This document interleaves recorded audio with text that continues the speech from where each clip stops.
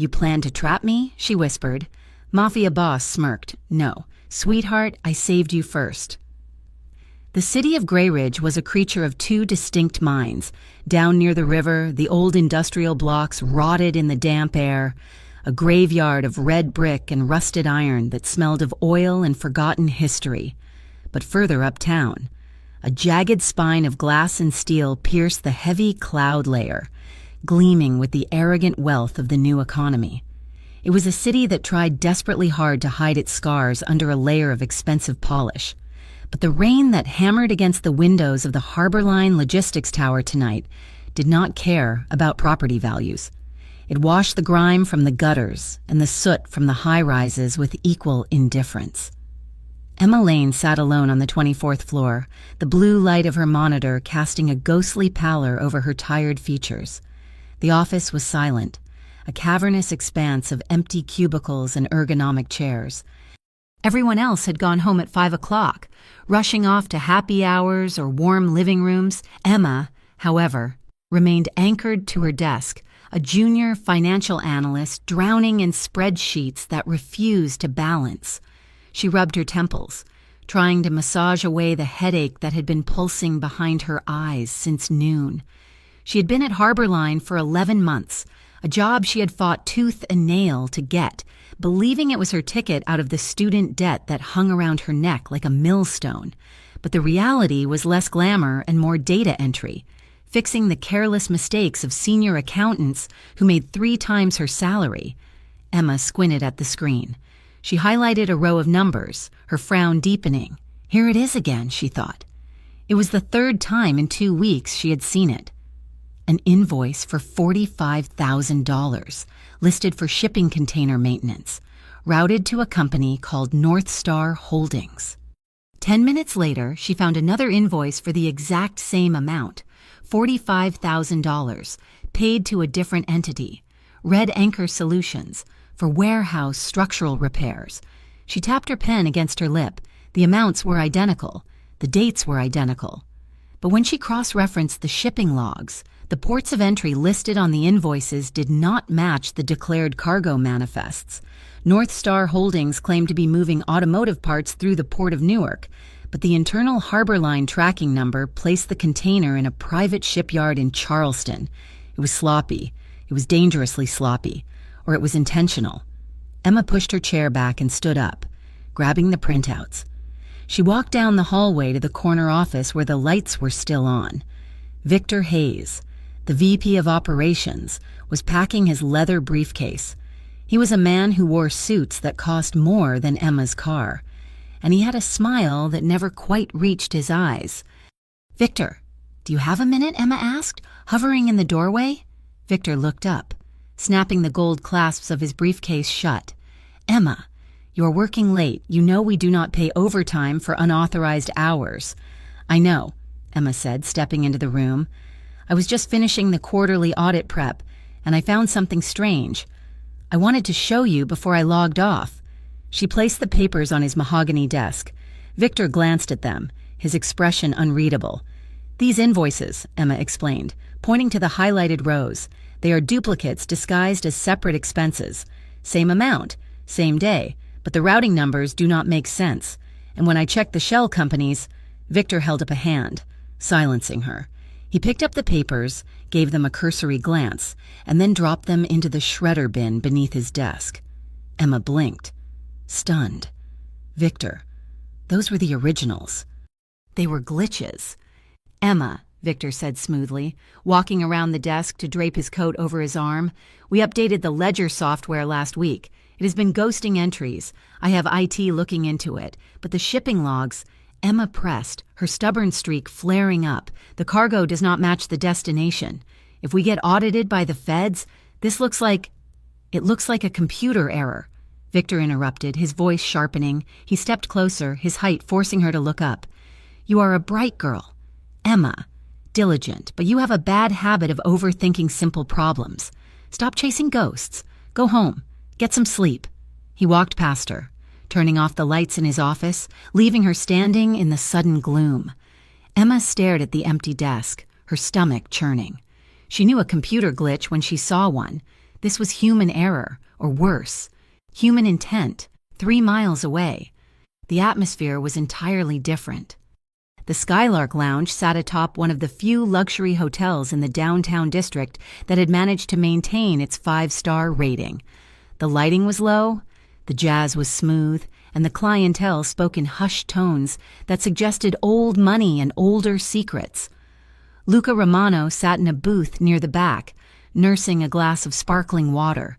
He did not drink alcohol when he was working, and he was always working. At 32 years old, Luca had the kind of face that stopped conversation, sharp cheekbones, a jaw that looked carved from granite, and dark eyes that missed absolutely nothing. He wore a black dress shirt, the top 2 buttons undone, revealing the faintest edge of ink on his chest. Across from him sat Marco, his second in command.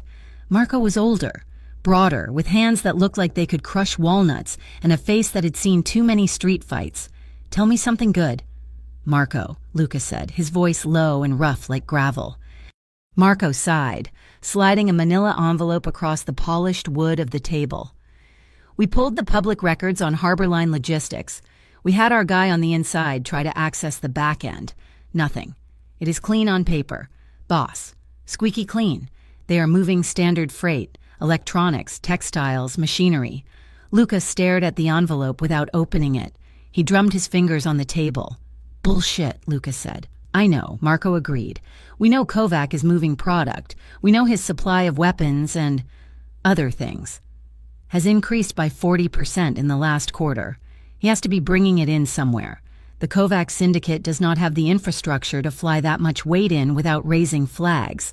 They need ships. They are using Harborline," Luca said with absolute certainty. "It is the perfect front, a legitimate company. Massive volume, trusted by customs.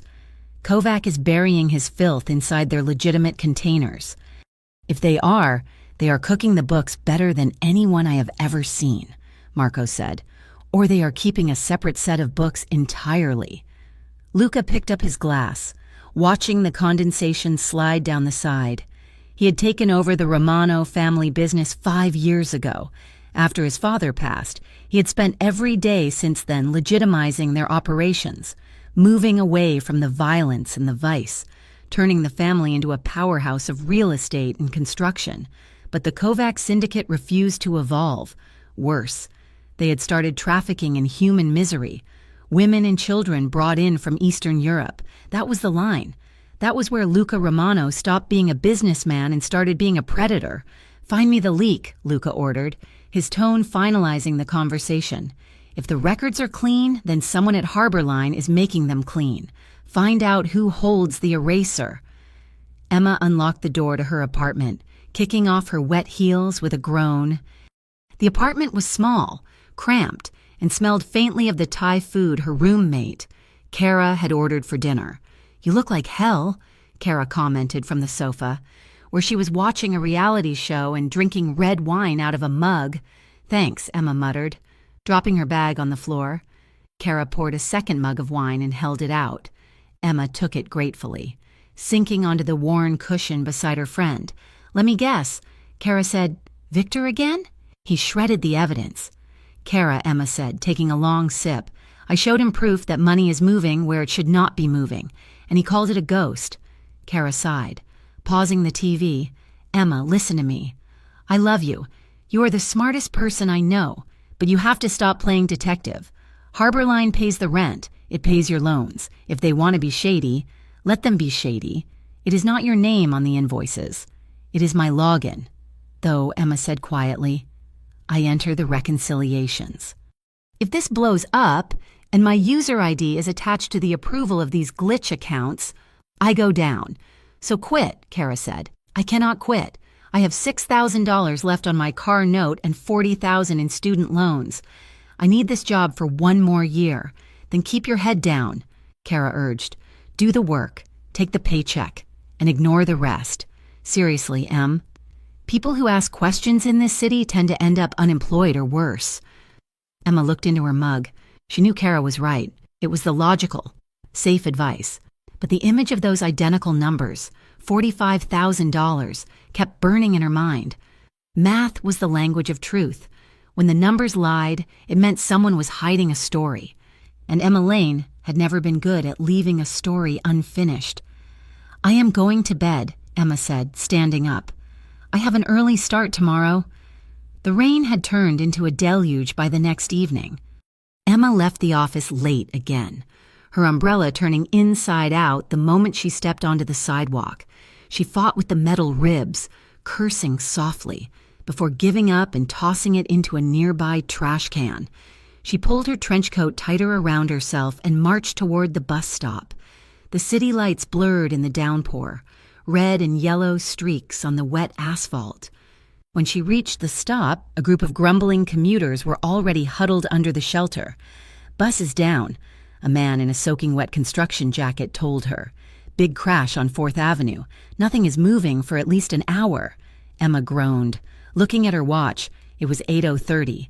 She did not have the money for a cab, and standing here for an hour in the freezing rain was not an option.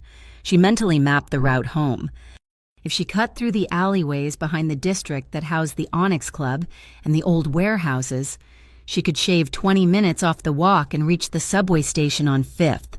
It was not the safest route, but the rain was keeping most of the street trouble indoors.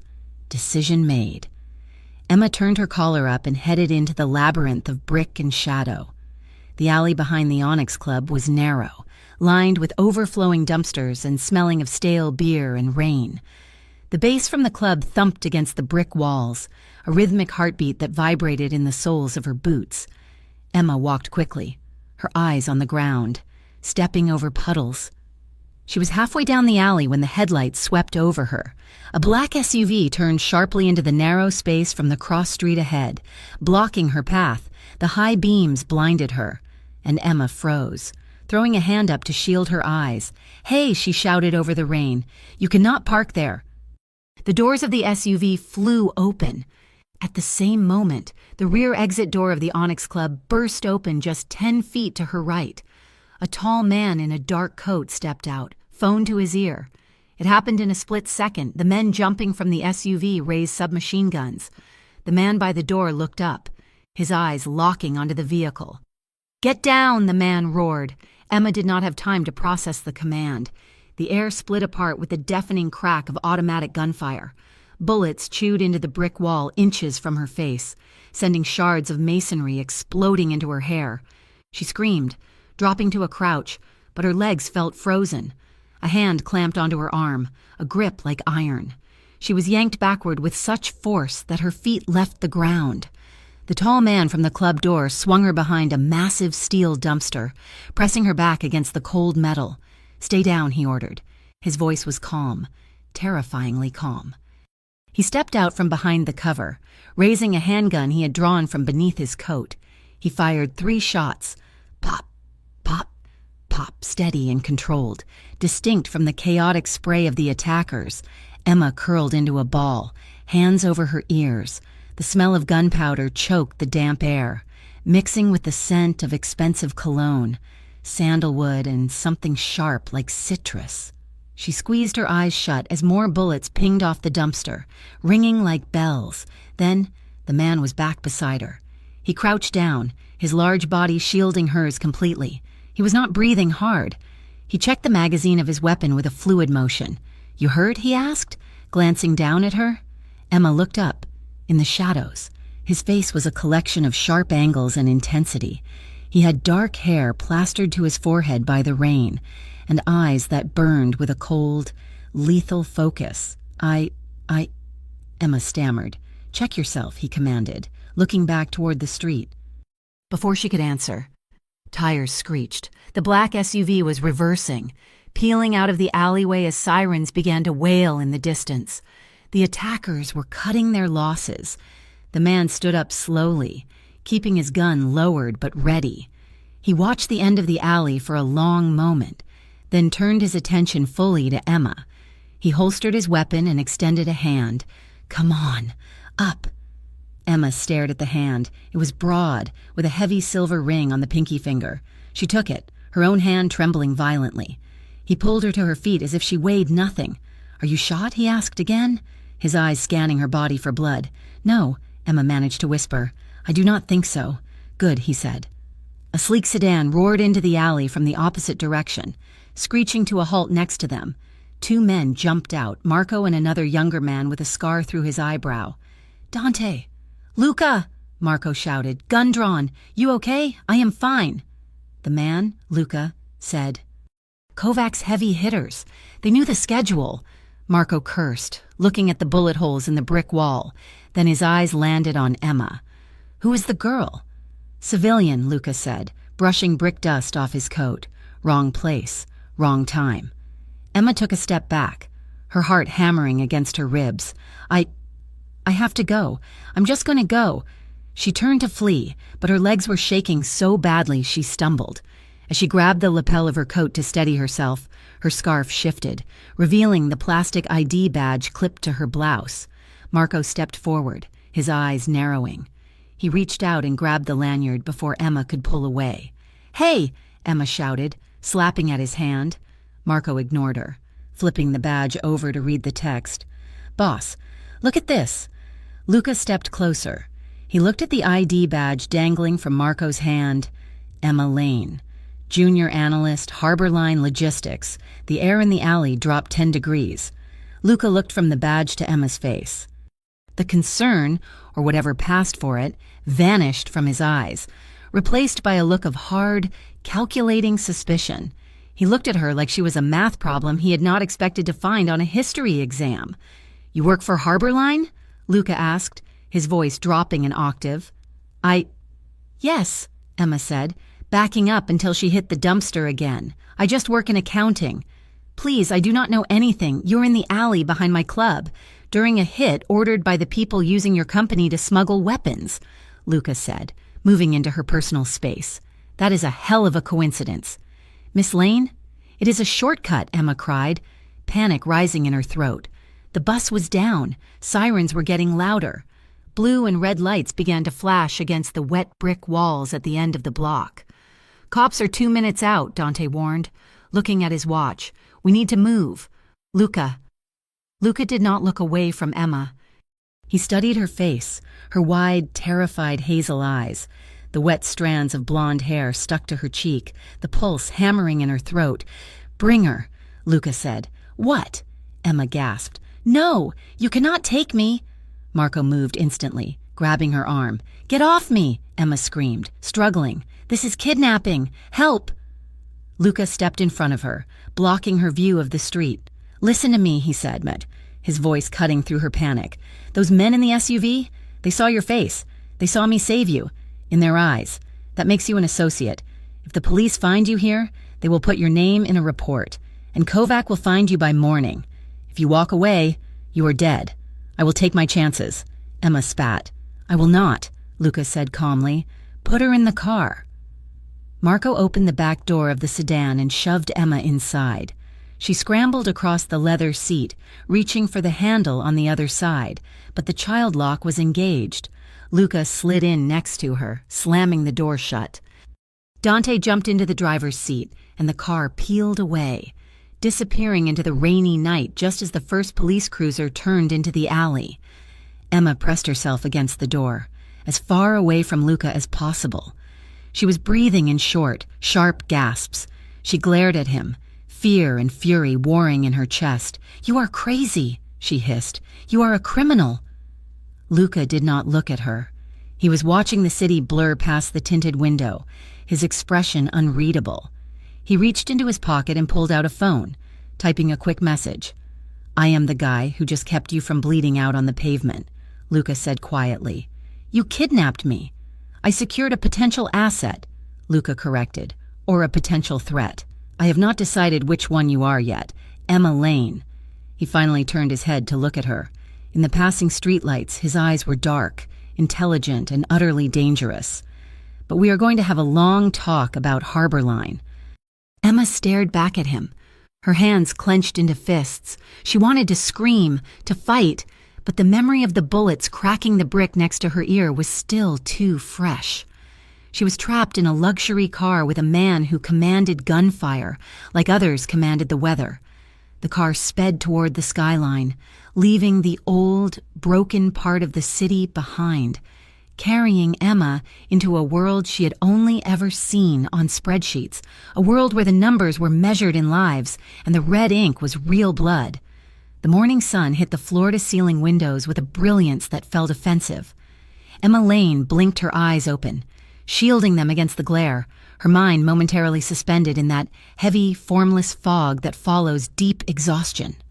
For 3 seconds, she was safe. For 3 seconds, she was just waking up in a bed that felt softer than anything she had ever owned, wrapped in sheets that smelled of crisp linen and nothingness. Then the memory of the alleyway crashed into her. The gunshots, the shattering brick, the man in the black coat. Emma sat up violently, her heart hammering a frantic rhythm against her ribs. This was not her apartment. The room was vast, decorated in shades of slate gray and charcoal, with minimalist furniture that screamed expensive austerity. Beyond the glass wall, the skyline of Grey Ridge stretched out like a jagged map, but the angle was wrong. She was too high up. This was a penthouse view. She threw the covers off, realizing she was still in her clothes from the night before, her blouse wrinkled, her slacks stained with grime from the alley. She patted her pockets desperately. Empty. My phone. She whispered to the empty room. She scrambled out of bed and ran to the heavy oak door. She grabbed the brushed steel handle and twisted. It did not budge. She rattled it, putting her shoulder into the wood, but it was solid, immovable, and locked from the outside. "Hey!" Emma shouted, pounding on the door with the flat of her hand. "Let me out! You cannot keep me in here!" There was no answer, only the low, constant hum of the building's air filtration system.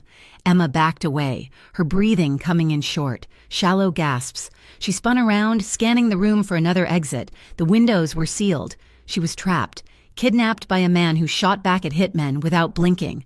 The lock on the door clicked. Emma froze, her hands curling into fists. She looked around for a weapon, snatching a heavy crystal water carafe from the bedside table. She held it like a club, backing toward the window. The door swung open. Luca Romano stepped inside. He looked irritatingly composed for a man who had been in a gunfight less than 12 hours ago.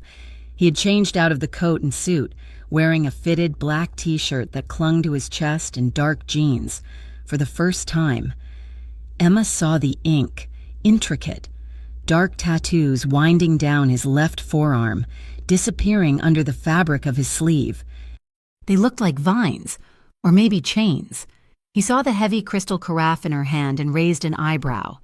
He did not look threatened. He looked like a man watching a kitten try to fight a Doberman. "Put it down. Emma," he said. His voice was rough with morning fatigue, but steady. "That is Baccarat crystal. It costs more than your car." "I do not care about your glassware," Emma snapped, though she lowered the carafe slightly. "Where is my phone? Why is the door locked?" Luca walked further into the room, kicking the door shut behind him with his heel. He did not lock it this time. He was carrying a tray with a silver coffee pot and 2 mugs. He set it down on the low table near the window before turning to face her. "Your phone is in a Faraday bag in my safe," he answered calmly. "The door was locked because you were hyperventilating in your sleep, and I did not want you wandering out into the hallway and tripping the motion sensors." "I want to go home," Emma said, her voice shaking. "I have to go to work." "You are not going to work," Luca said. He poured coffee, the dark liquid steaming in the cool air. "Call in sick.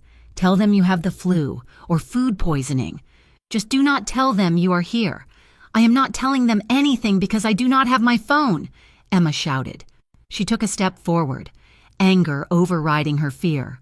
"Who do you think you are? You cannot just snatch people off the street. That was assault. That was kidnapping." Luca looked at her, his dark eyes narrowing. He crossed his arms over his chest, the muscles shifting under the black cotton. "That was a rescue," he corrected her. "And like it or not, you are involved now." "I am not involved. I am an accountant." "You are a witness," Luca said. His voice dropped, losing its casual edge. "The men who hit us last night? They work for Sergei Kovac. They are professionals. They do not leave loose ends. They saw your face, Emma. They saw me shield you, in their minds. You are not a random civilian anymore. You are leverage, or you are a leak. Either way, If I put you in a cab right now, you will be dead before you reach your apartment." Emma stared at him, the blood draining from her face. She wanted to call him a liar, but the memory of the bullet cracking the brick inches from her ear stopped her. The violence had been real. The way he had moved had been real. Luca sighed, running a hand through his dark hair. He gestured to the chairs by the window. "Sit down. Drink the coffee. We need to talk about Harborline. I have nothing to say to you," Emma said stubbornly, though she lowered the crystal carafe to the table. Luca reached behind him and pulled a folded stack of papers from his back pocket. He tossed them onto the table next to the coffee. "I think you do," he said. Emma glanced down. It was a printout of a ledger. Not just any ledger, it was the internal routing sheet she had been looking at yesterday afternoon, the one Victor had shredded. "How did you get this?" she whispered. "I have my ways," Luca said evasively. He sat down, leaning forward, his elbows on his knees. "Harborline is moving millions of dollars in inventory that does not exist, or rather, the inventory exists, but it is not what is listed on the manifest. I know they are moving weapons. I know they are moving people. What I do not know is how they are washing the money so cleanly that the feds cannot see it." Emma bit her lip. She looked at the numbers on the page. Even upside down, the pattern glared at her. He watched her, his gaze intense. "You saw it, didn't you? That is why you were working late. You found the discrepancy. I am just a junior analyst." Emma deflected, crossing her arms defensively. "I check boxes. I do not know anything about weapons." "Don't," Luca said sharply. "Do not play dumb. It does not suit you. I saw your personnel file. You graduated top of your class. You are overqualified for the job you have, and you are too sharp to miss a repeating decimal error in a shell company transfer." Emma felt a flush of irritation mixed with her fear. He had looked her up. He had dissected her life while she was sleeping. "It is not a decimal error," she muttered. Her professional pride winning out. "It is a volume displacement algorithm. They are splitting the payments into microtransactions and routing them through 3 different currency exchanges before consolidating them." Luca paused. A flicker of something like respect passed through his eyes. "Show me," he commanded. Emma hesitated, then sat down on the edge of the opposite chair. She pulled the paper toward her, her finger tracing the column of figures. "Here," she said, her voice gaining strength, "and here. See these timestamps? They are identical to the millisecond. That is impossible for manual entry. It is an automated script. Someone programmed the system to skim the money and reallocate it to these holding accounts, North Star and Red Anchor." Luca watched her hand moving across the paper. He was not looking at the numbers anymore. He was looking at her. He studied the way her brow furrowed in concentration, the way her hair fell over her shoulder. "So Victor Hayes is signing off on this?" Luca asked. "He has to be," Emma said, looking up. "I tried to show him. He told me to stop chasing ghosts." Luca's jaw tightened. "Victor Hayes is a middleman. He does not have the brains to build an algorithm like that. Someone gave it to him." He stood up abruptly. The movement startled Emma. He paced to the window, looking out at the city he was trying to control. "You are staying here," he stated, "until I find out who is pulling the strings at Harborline. You are under my protection." "I cannot just disappear," Emma protested, standing up as well. "My roommate will call the police." "Let her," Luca said without turning around. "The police will not find you here. And honestly, Emma, the police are the last people you want finding you right now. Half the organized crime unit is on Kovac's payroll." Emma stared at his broad back, hatred bubbling up in her chest. "You are just as bad as they are," she said. "You are keeping me prisoner." "I am keeping you alive," Luca said, turning to face her. "There is a difference." An hour later, the tension in the penthouse was thick enough to choke on. Emma had refused to eat the breakfast he ordered, opting instead to pace the perimeter of the living room like a caged tiger. She eventually wandered into the kitchen, her thirst winning out over her stubbornness. It was a chef's kitchen, all stainless steel and black marble, colder than a morgue. She found a mug and the coffee pot Luca had left. Her hands were shaking. The adrenaline from waking up had faded, leaving behind the jagged aftershocks of trauma. She tried to pour the coffee, but the pot rattled against the rim of the mug. Hot liquid splashed over the side, hitting her hand. "Ouch!" she gasped. Dropping the pot, it clattered onto the counter, spilling dark roast across the pristine marble. Emma swore, grabbing a towel, frantically trying to wipe it up before he saw. She did not want to show weakness. She did not want him to see that she was falling apart. "Leave it!" The voice came from the doorway. Emma jumped, spinning around. Luca was standing there, watching her. "I can clean it up," Emma said quickly, scrubbing at the stain. "I am not helpless." Luca walked over to her. He moved with a quiet, predatory grace that made the air in the kitchen feel suddenly thin. He reached out and took the towel from her hand, tossing it onto the counter. "Stop," he said softly. He looked at her face, really looked at her. His eyes dropped to her cheek. "You are bleeding," he said. Emma touched her face, wincing. A tiny shard of glass from the alley, missed in the chaos of the night before, must have worked its way out, or perhaps she had scratched it in her sleep. Her fingers came away with a smear of red. "It is nothing," she said, stepping back. "Stay still." Luca opened a drawer and pulled out a first aid kit. He did not ask for permission. He wet a sterile cloth with antiseptic and stepped into her personal space. Emma's back hit the edge of the marble island. She had nowhere to go.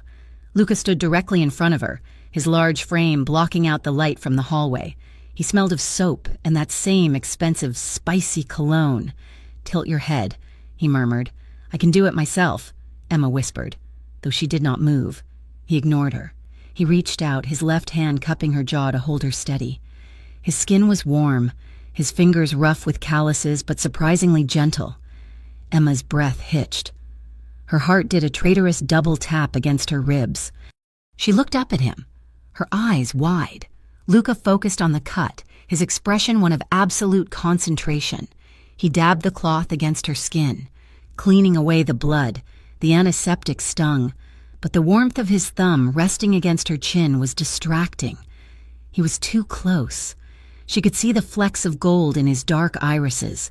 She could see the faint shadow of stubble along his jawline. She could feel the heat radiating from his chest. For a moment, the world narrowed down to the sensation of his hand on her face. The silence in the kitchen stretched, heavy and electric. It was a dangerous kind of silence, the kind where gravity shifted. Luca paused. His eyes moved from the cut on her cheek to her lips. His thumb brushed softly against her skin, a caress that had nothing to do with first aid. Emma felt a pull in her stomach, a sudden, sharp ache of attraction that terrified her. He was a criminal. He was her captor, and he was looking at her like he wanted to devour her. She jerked her head back, breaking the contact. "Don't," she said, her voice trembling. Luca's hand hovered in the air for a second before he dropped it, his face closed off, the mask of the boss sliding back into place. "Just cleaning the wound, sweetheart," he said dryly. "Don't flatter yourself." He tossed the cloth into the sink and walked out of the kitchen, leaving Emma gripping the edge of the counter, her knuckles white. She was furious. Furious at him, but mostly furious at herself for that split second where she had wanted him to lean in. Later that afternoon, Luca called her into the media room. A wall of monitors displayed various feeds, security cameras from the building, news channels, and data streams. "Look at this," Luca said, pointing to the center screen. It was grainy footage from the alleyway, taken from a security camera behind the Onyx Club. It was black and white, rain-streaked, but clear enough. Emma watched herself walk into the frame. She saw the SUV turn the corner. She saw the men jump out. "Watch the driver," Luca said. Emma squinted. The driver of the SUV did not look at Luca. He pointed directly at Emma just before the shooting started. "They were not surprised to see you," Luca said, his voice low. They hesitated for a fraction of a second. "But look at the body language. That point. That is target acquisition." Emma felt sick. "You said they were there for you." "They were," Luca agreed, "but usually, if civilians walk into a hit, professionals wait or abort. They opened fire immediately, and that gesture. It means you were on the list, Emma. Maybe not the primary target, but a target. Why? Emma asked, hugging her arms around herself. I am nobody. You are the accountant who found the ghost money, Luca reminded her. If Victor told Kovac you were asking questions, well, killing 2 birds with 1 ambush is efficient. He turned to face her. You were not just in the wrong place. You might have been the bait to draw me out, or the cherry on top of the kill. Either way, Harborline wants you gone. Emma retreated to the guest bedroom, her mind reeling. She sat on the edge of the bed, staring at the wall, trying to process the betrayal. Victor, her boss, the man who asked about her weekend, he had signed her death warrant over a spreadsheet. She heard Luca's voice coming from the hallway. He was shouting. Emma crept to the door, cracking it open just an inch. No! Luca roared into his phone. I do not care what the schedule says. Lock it down. He was pacing the living room, his back to her. Kovac is accelerating, Luca said, his voice dropping to a lethal growl. He knows we have the girl. He's pushing the shipment through Harborline early because he thinks we are going to crack the codes. Listen to me. Marco, put a detail on her mother's house. Emma froze. Her breath caught in her throat. Yes, her mother, Luca snapped, and her roommate. If Kovac cannot get to Emma, he will go after her family to flush her out. I want 2 cars on her mother's street, 24/7. If anyone so much as looks at that house wrong, put them in the ground. We do not touch families. Marco, you know the code. And we do not let Kovac touch them either. He hung up the phone, tossing it onto the sofa. Emma gently closed the door, her heart pounding. She leaned back against the wood. He was protecting her mother. A criminal warlord was sending men to guard her mother's suburban house because he had a code. It did not make sense. Nothing about Luca Romano made sense. He was violence and gentleness wrapped in a black t-shirt. Night fell, bringing a storm with it. The rain lashed against the penthouse windows, and the wind howled around the skyscrapers of Grey Ridge. Around 10 o'clock, the lights in the penthouse flickered and died. Emma, sitting in the dark guest room, sat up. The emergency lights in the hallway kicked on, casting long, eerie shadows, but the electronic lock on her door beeped once, a reset tone. She moved instantly. She tried the handle. It turned. The electronic system must have rebooted. This was her chance.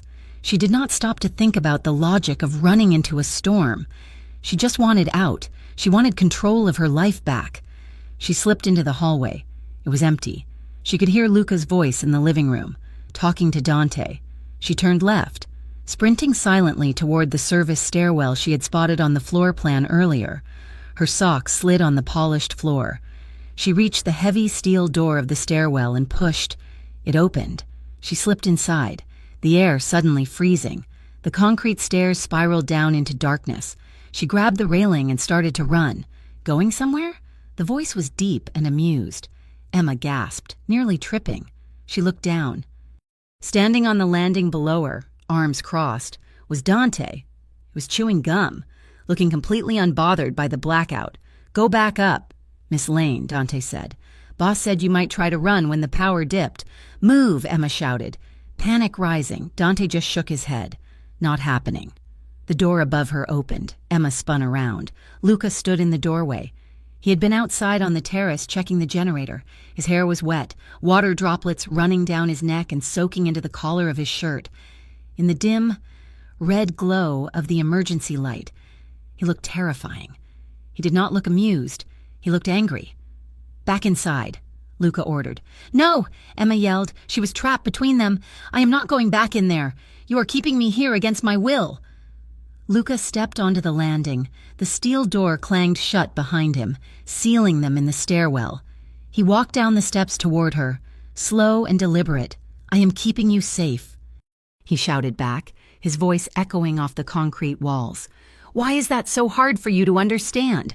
Because this is a cage, Emma screamed, backing up until her shoulder blades hit the cold concrete wall. You are trapping me just like them.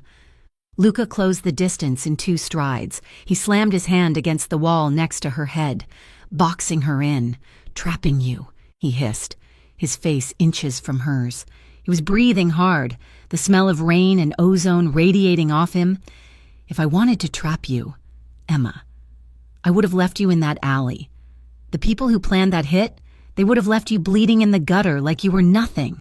They would have stepped over your corpse to get to me." Emma looked up at him, her chest heaving. She could feel the heat of his body. He was overwhelming, too big, too loud, too close. "I saved you," Lucas said, his voice dropping to a furious whisper. "I dragged you out of the fire.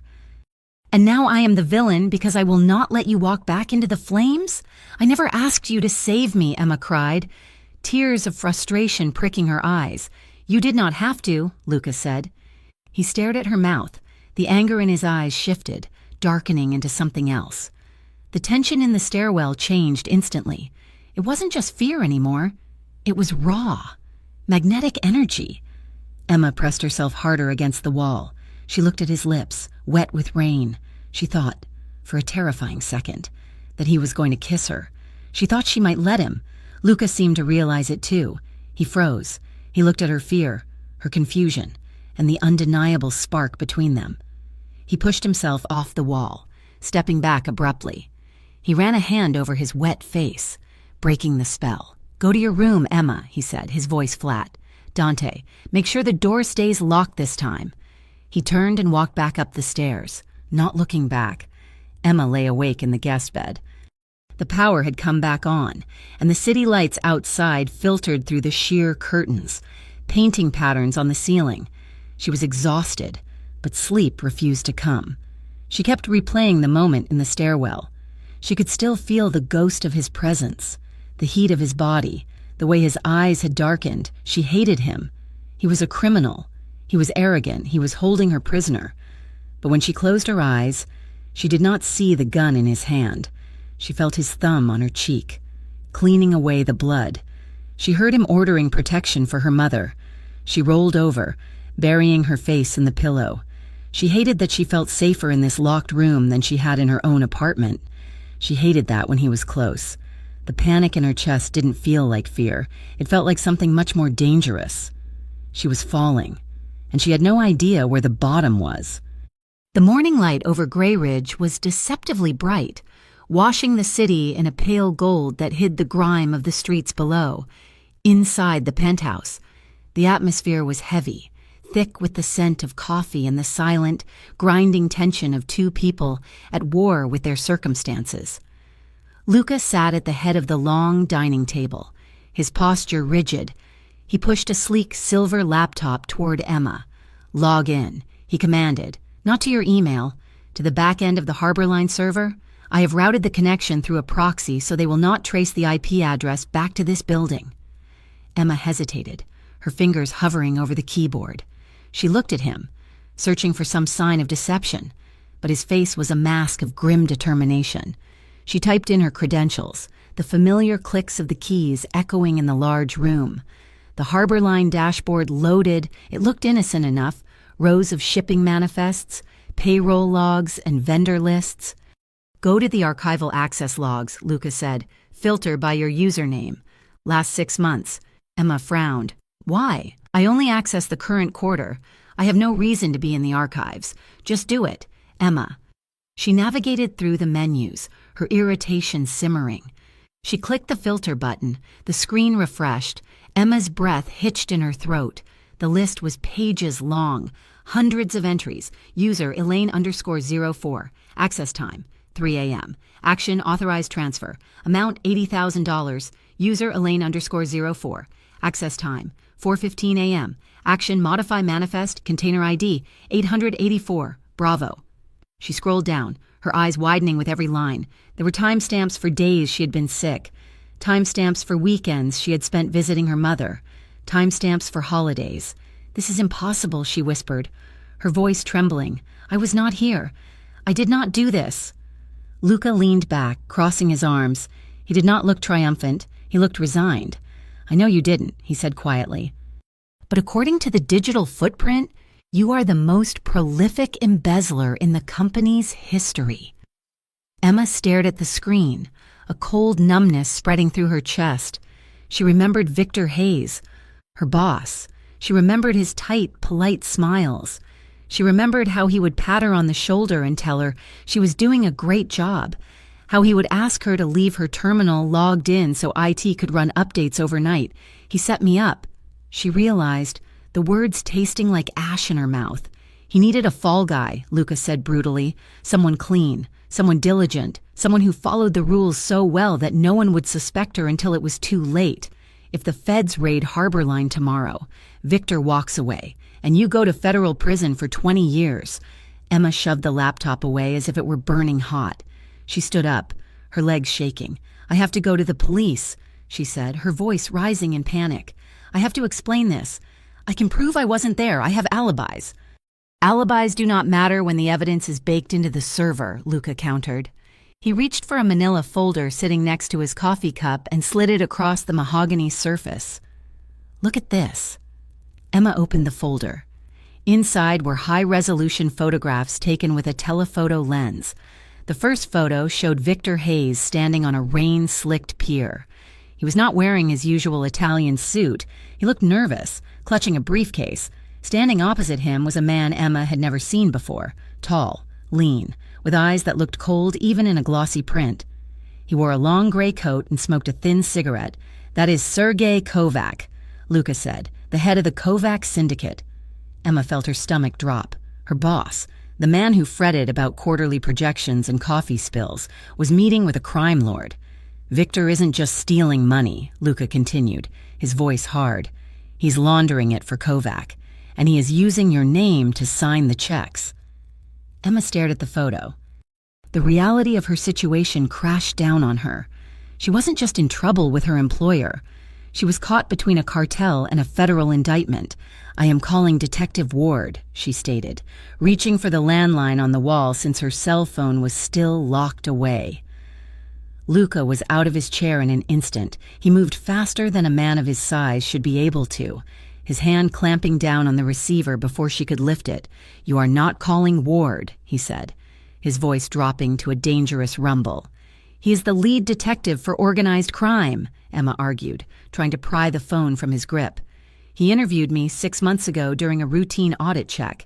He was kind. He listened. He gave me his card and told me to call if I ever saw anything suspicious. He was casing you, Luca snapped. Cole Ward is Harbor Line's pet. He has been on Kovac's payroll for 5 years. Why do you think no one has ever busted the docks? Why do you think every investigation into the trafficking ring hits a dead end? Because Ward buries the evidence. I do not believe you, Emma shouted, stepping back. You are a criminal. You are the one holding me hostage in a penthouse. Why should I trust you over a decorated police officer? Because I am the one who pulled you out of the line of fire, and Ward is the one who will hand you over to Kovac to be silenced. Emma glared at him, her chest heaving. She wanted to believe him. Part of her, the part that remembered the bullets in the alley, already did. But the other part, the law-abiding citizen who believed in rules and justice, could not accept that the entire system was rotten. I need air, she muttered, turning away from him. I need to be alone. She walked out of the room, leaving Luca standing by the phone, his hand still gripping the receiver, his knuckles white. Later that afternoon, the penthouse was quiet. The storm had passed, leaving behind a gray, overcast sky that matched Emma's mood. She stood in the bathroom, gripping the edge of the marble sink. She looked at herself in the mirror. She looked exhausted. There were dark circles under her hazel eyes, and a bruise was blooming along her jawline, where she had hit the dumpster in the alley. The small cut on her cheek was red and angry. She looked like a stranger. She looked like a victim. A movement in the mirror caught her eye.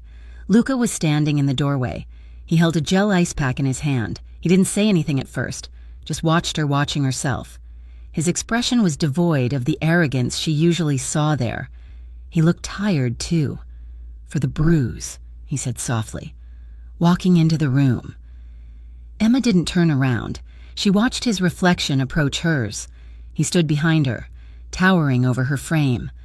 In the mirror, they looked like a portrait of contrasts, her light hair and pale skin against his dark clothing and olive complexion.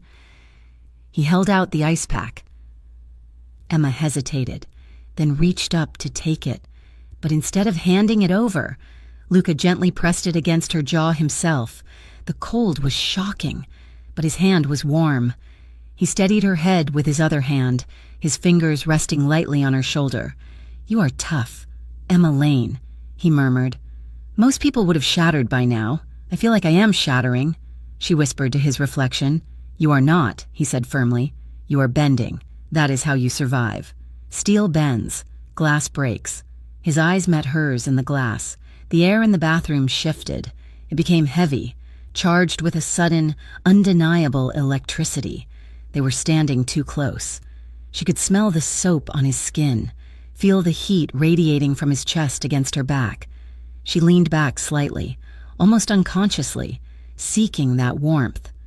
"Why do you care?" she asked, her voice barely audible. "You are a crime boss. Luca, you run numbers. You run territory. Why do you care about Harbor Line's books? Why not just let them steal?" Luca's hand tightened slightly on her shoulder. His jaw clenched, a muscle jumping in his cheek. The hardness returned to his eyes, but beneath it, Emma saw something else. Pain. Old, deep, festering pain. "Because it is not just money," he said, his voice rough. "Kovac is not just moving drugs or guns anymore. He's moving people." Emma froze. "Women," Luca continued, his gaze drifting away from her reflection to some dark memory she couldn't see. "Kids. They bring them in shipping containers. False bottoms, no ventilation. They process them through the warehouses like cattle. Harbor Line's clean paperwork is the only reason Customs does not check those crates." He looked back at her, his eyes burning. "My sister," he said. "Sophia. She was 16. She disappeared 10 years ago. We found her 3 months later, when he didn't finish the sentence. He didn't have to." The silence that followed was heavy with horror. Emma turned around, breaking the contact with the ice pack. She looked up at him, seeing the man beneath the reputation for the first time. He wasn't fighting a turf war for power. He was fighting a war for redemption. "I am sorry," she whispered. "I do not want your pity." "Emma," Luca said, stepping back, putting distance between them as if the intimacy terrified him more than a gunfight. "I want your help. I want to burn Kovac's empire to the ground, and I need you to help me light the match." He turned and walked out, leaving the ice pack on the counter. Emma stood there, her heart pounding, the ghost of his touch still burning on her skin. Night fell over Grey Ridge, turning the city into a grid of glittering lights. Emma paced the guest bedroom. The revelation about the trafficking had shaken her, but her fear was a primal thing. She was trapped in a penthouse with a man who admitted to being a killer, waging a war against monsters. She needed an out. She needed someone with a badge. She needed to believe that the world still made sense. She remembered seeing a weak signal bar on her phone when she stood near the glass earlier. Luca had returned her phone for an hour so she could check her bank accounts. Supervised, of course. But she had managed to palm it and slide it into her waistband when he was distracted by a call from Marco. She waited until the apartment was silent. She cracked the sliding door to the balcony open. The wind whipped at her hair, cold and biting. She stepped out, shivering. She pulled the phone out. 1 bar. She typed a text message to the number on the business card she had memorized months ago. Detective Cole Ward, Harbor Line, Luca Romano. Penthouse at the Spire. Kovac involved. Help me. She hit send. The circle spun. Sending. Sending. Sent. Emma let out a breath she didn't know she was holding. 2 minutes later, the phone buzzed. "Sit tight, I am coming. Meet me at the Starbucks on 4th and Main in 30 minutes. Do not let him see you leave. Can you get out?" Emma stared at the screen. Guilt twisted in her gut. Luca had told her Ward was dirty, but Luca was a criminal. Ward was a police officer. She had to trust the badge. She had to. She slipped the phone back into her pocket and went back inside. Getting past Dante was going to be the hard part. She found him in the kitchen, eating a sandwich. He looked up as she entered, his hand instinctively dropping to his waist where his gun was holstered. "I need coffee," Emma said, making her voice sound thin and brittle. "Real coffee. Not this pod stuff." "We have an espresso machine," Dante said, chewing slowly. "I need fresh air." Dante, Emma pleaded, I am suffocating in here. Please, just walk me down to the shop on the corner, the Starbucks. You can stand right next to me. I just need to see people. Normal people. Dante hesitated. He looked at the clock. It was late, but the streets were still busy. Boss said you stay inside. Dante said, Luca is asleep. Emma lied. She hated how easily the lie came. And I'm going to lose my mind if I do not step outside for 5 minutes. Please, I will not run. I just want a latte. Dante sighed. He tossed his sandwich wrapper in the trash. 5 minutes, he said. And if you take 1 step away from me, I am dragging you back up here by your hair. Thank you, Emma said. The elevator ride down was silent. When the doors opened to the lobby, the noise of the city rushed in. Emma felt a surge of adrenaline. They walked out onto the street. The air was crisp. The Starbucks was just half a block down. Stay close, Dante grumbled. Scanning the street, they entered the coffee shop. It was crowded. A line of people waited for drinks. I'm going to grab a table, Dante said, pointing to a corner spot where he could watch the door. You get in line. Do not move. Emma nodded. She got in line. She waited until Dante turned his head to glare at a teenager who was being too loud. She didn't run. That would attract attention. She simply stepped out of line, ducked behind a display of coffee mugs, and slipped out the side exit that led to the alley. Once she was outside, she ran. She sprinted down the block, her heart hammering in her throat. She flagged down a yellow cab that was idling at a red light. Get in, she yelled, banging on the window. The driver unlocked the door. Emma threw herself into the back seat. Underground parking garage on 4th and Main. She gasped, Go, please, just go. As the taxi pulled away, she looked back. She thought she saw Dante running out of the coffee shop, his face twisted in fury, but then they turned the corner, and he was gone. The underground parking garage was a concrete tomb. It was poorly lit, the fluorescent lights buzzing overhead like angry hornets. The air smelled of gasoline and damp concrete. Emma paid the driver with the emergency cash she kept in her shoe and stepped out. The taxi drove off, leaving her alone in the silence. Detective Ward? She called out, her voice echoing. A figure stepped out from behind a concrete pillar. Cole Ward looked exactly as she remembered him, handsome in a rugged way, wearing a leather jacket and jeans. He smiled, but the smile didn't reach his eyes. Emma, he said, walking toward her. You are a hard woman to find. I escaped, Emma stammered. Luca, he has me in the spire. He has files. He knows about Victor and Kovac. Ward stopped a few feet away. He didn't ask if she was hurt. He didn't ask if she was okay. Files? Ward asked. What kind of files? Everything, Emma said, rushing to get the words out. The ledgers, the photos of Victor meeting Kovac. Luca says the company is moving people. Trafficking. You have to stop them. Detective. Ward nodded slowly. He looked around the empty garage. And the penthouse? He asked. What is the security like? How many men does Romano have up there right now? Emma paused. The question felt wrong. I do not know, she said.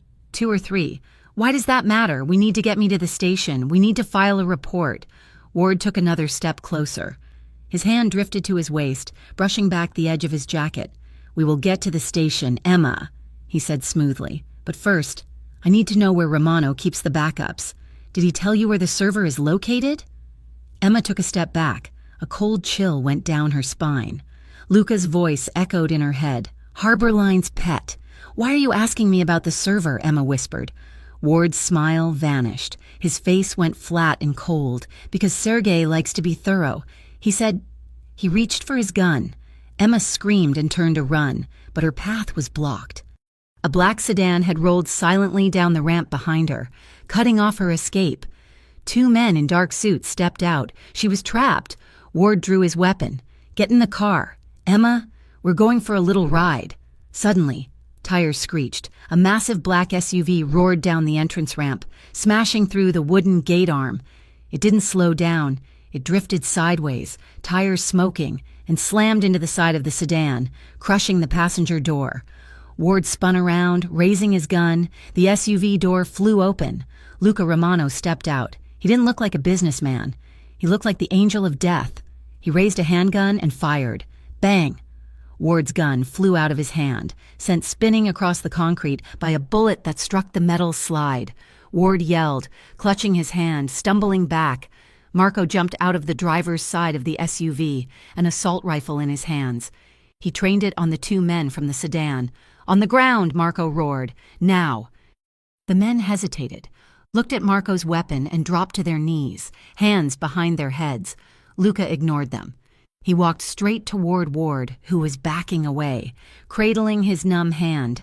"You," Luca growled, aiming his gun at Ward's chest. "Romano!" Ward shouted, panic cracking his voice. "You cannot shoot a cop." "You are not a cop," Luca said. "You are an errand boy with a badge." Luca shifted his aim and fired a single shot into the concrete, inches from Ward's foot. Ward flinched violently. Emma stood frozen, trembling. Luca reached her. He didn't look at her with anger. He looked at her with a terrifying intensity. He grabbed her arm, not gently but possessively, and pulled her behind him. Shielding her body with his own, he looked at Ward, his eyes burning with cold fury. "Tell Kovac he missed," Luca said, "and tell him that if he comes near her again, I will not just take his shipment, I will take his head." Ward glared at him, sweating. "You cannot protect her forever. Romano, she's a loose end." Luca laughed, a dark, humorless sound. "She's not a loose end, Ward. She's the reason you are all going to prison." Luca holstered his gun, grabbed Emma's hand, and dragged her toward the SUV. "Get in," he ordered. Emma didn't argue. She scrambled into the passenger seat. Luca slammed the door and jumped into the back. Marco kept his rifle trained on Ward until the engine roared to life. Then he leaped into the driver's seat and floored it. The SUV tore out of the garage, leaving Ward standing in the exhaust fumes. Emma sat in the front seat, shaking uncontrollably. She wrapped her arms around herself, staring out the window as the city lights blurred past. She turned to look at Luca in the back seat. He was watching the rear window, checking for a tail. "You were right," Emma whispered. Luca turned his gaze to her. His face was hard, but his eyes were weary. "I told you," he said. "You knew," Emma said, tears finally spilling over. "You knew he would betray me. Why did you come? You could have let him take me. It would have solved your problem." Luca leaned forward, resting his arms on the back of her seat. He brought his face close to hers, his voice low and fierce. "We had a deal. Emma," he said. "I told Ward, and I will tell you. If I wanted to trap you, you never would have reached him." He reached out, his hand hovering near her shoulder before he pulled it back, gripping the leather seat instead. "You are not a pawn," he said quietly. "Not anymore." Emma looked at him, and for the first time, she didn't see a criminal. She saw the only man in the entire city who had told her the truth, and that terrified her more than the gunshots. Her faith in the system was shattered. Lying in pieces on the floor of a parking garage, all she had left was the man in the back seat. The elevator doors slid open with a soft chime that sounded absurdly polite, given the violence of the last hour. Emma stormed out before they fully retracted, her heels clicking sharply against the marble floor of the penthouse foyer. She didn't know where she was going, only that she needed to put space between herself and the man who was currently holstering a gun at the small of his back. Luca followed her, his stride long and heavy. He tossed his keys onto the entry table, the metal clattering loudly in the silence. "Do not walk away from me, Emma," he warned, his voice low and vibrating with suppressed rage. Emma spun around in the middle of the living room. The panoramic view of Grey Ridge twinkled behind her, a beautiful lie covering the rot she had just seen in the parking garage. "I will walk wherever I want," she shouted, her voice cracking. "You do not own me, Luca. You do not get to drag me around the city like a piece of luggage and shoot at police officers. I shot at a corrupt thug who was 2 seconds away from putting a bullet in your head," Luca roared back, abandoning his calm facade. He marched toward her, stopping only when he was a few feet away, his chest heaving. "Do you have any idea how close you came to dying tonight? If Marco had not cut that sedan off, you would be in the trunk of a car on your way to a landfill right now." "And whose fault is that?" Emma screamed, throwing her hands up. I would not be in this mess if you had not kidnapped me. I would be at home, safe, eating leftovers and watching TV. You would be dead, Luca bellowed. His shout echoed off the high ceilings. You think Harborline was just going to let you walk away? You think Ward was going to let you file a report? You are so naive it is terrifying. I told you Ward was dirty. I told you Kovac owns the precinct, but you had to play the hero. You had to test the fence. I was trying to survive, Emma yelled, tears finally stinging her eyes. She scrubbed them away furiously. I do not know your world. Luca, I do not know the rules. I trusted the police because that is what normal people do. And you are just as bad as they are. You manipulate everything. You control everything. You act like you are saving me. But you are just hoarding me like one of your stolen shipments. I am keeping you breathing. At what cost? Emma demanded, her voice dropping to a raw whisper. She wrapped her arms around her stomach, feeling like she was going to be sick. Everyone is using me. Victor used me to launder money. Ward used me to try and get to you, and you. You are using me to get to Kovac. I am just a pawn on a board I cannot even see. She choked on a sob. The adrenaline finally crashing, leaving her hollowed out. I am just a numbers girl. She wept, the fight draining out of her legs. I fix spreadsheets. I do not do this. I cannot do this. Her knees buckled. Luca moved instantly. He caught her arm before she could sink to the floor, but he didn't pull her up. He guided her to the expansive leather sofa, sitting her down gently. Emma buried her face in her hands, her shoulders shaking with violent, racking sobs. It was the first time she had truly let go since the alley. The terror of the ambush, the betrayal of Ward, the realization that her life was effectively over. It all came pouring out in a torrent of grief. Luca stood over her for a moment, looking lost. He was a man who knew how to break bones and dismantle empires, but a crying woman seemed to paralyze him. He reached out, his hand hovering over her shaking shoulder, then pulled it back. He clenched his fist, took a breath, and sat down beside her. He kept a careful distance, a foot of leather cushion between them, respecting the fear he knew she felt. Emma, he said softly. She didn't answer, just kept crying into her palms. Luca waited. He watched the city lights reflect in the glass, his jaw working, slowly, tentatively. He reached out again, this time. He placed his hand on the center of her back. He didn't rub circles. He didn't pat her. He just held his hand there, a heavy, warm anchor in the middle of her storm. Emma stiffened at the touch, then slumped, leaning slightly toward the warmth. I am not using you, Luca said, his voice rough with a confession he clearly didn't want to make. Not anymore. Emma sniffed. Wiping her face with her sleeve, she turned her head to look at him, her eyes red and swollen. What does that mean? She asked, her voice thick. Not anymore? Luca looked at her, then looked down at his hands, the hands that had fired a gun less than an hour ago. I knew who you were 3 months ago, he admitted quietly. Emma froze. 3 months? Harborline has been moving Kovac's product for a year, Luca explained. We were tracking the shipments, trying to find a pattern. But every time Kovac tried to route a payment through a shell corporation to pay his suppliers, the transaction would get flagged and reversed. It was driving him crazy. It was slowing down his operation. He turned his gaze back to her. It was you, Emma. You were the glitch. You were so diligent, so obsessed with balancing the books perfectly that you kept fixing the dummy accounts they were using to hide the money. You were rejecting their transfers because the math didn't add up. You were single-handedly disrupting a multi-million-dollar trafficking ring because you thought it was a clerical error. Emma stared at him, stunned. I was just doing my job.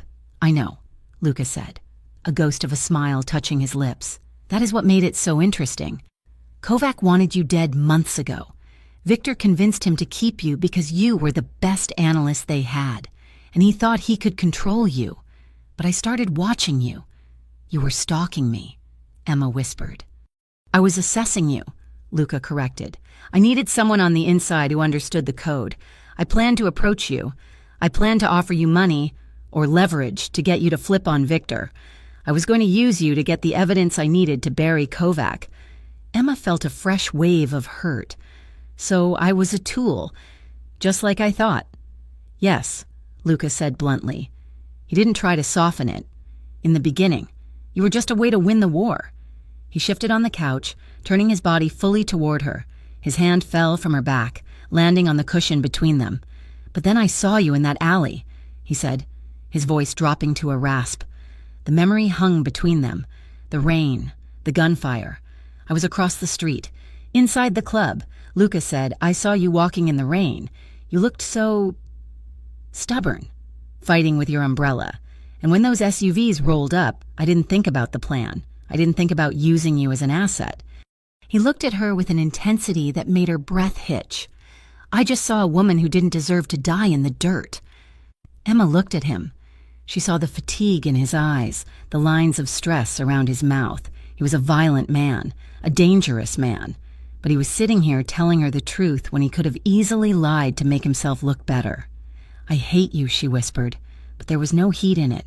I know, Lucas said. He stood up, as if the intimacy of the moment was too much for him. I should check the perimeter, make sure we were not followed. He turned to walk away. Emma stood up too. Wait. Lucas stopped, but he didn't turn around. She looked at his broad back, the tension in his shoulders. She was exhausted, terrified, and angry, but beneath all of that, there was a humming wire of adrenaline that hadn't faded. She was alive. She was alive because he had come for her. She took a step toward him. Luca. He turned around slowly. His eyes locked onto hers. Why did you come back for me, she asked. In the garage. You had Marco. You could have just taken out Ward's men and left me. Ward wouldn't have killed me if you were gone. He would have just arrested me. Luca stepped closer, invading her space. Ward would have handed you to Kovac by midnight, he said darkly. And Kovac would have made you scream for days before he let you die. I wasn't going to let that happen. Why? Emma challenged, stepping closer until she could smell the gunpowder and expensive cologne that clung to him. If I am just a failed asset. Why risk your life? Luca looked down at her. His gaze dropped to her mouth, then back up to her eyes. He looked like he was fighting a war inside his own head. Because you are not just an asset, he growled. He reached out and caught her wrist. His grip was firm, warm, and electric. Emma didn't pull away. She felt the pulse beating in his fingertips. She looked at this man who had saved her life twice, who terrified her and fascinated her in equal measure. The anger was still there, but it was mixing with something else, something hot and desperate. She took a step closer, closing the gap between them.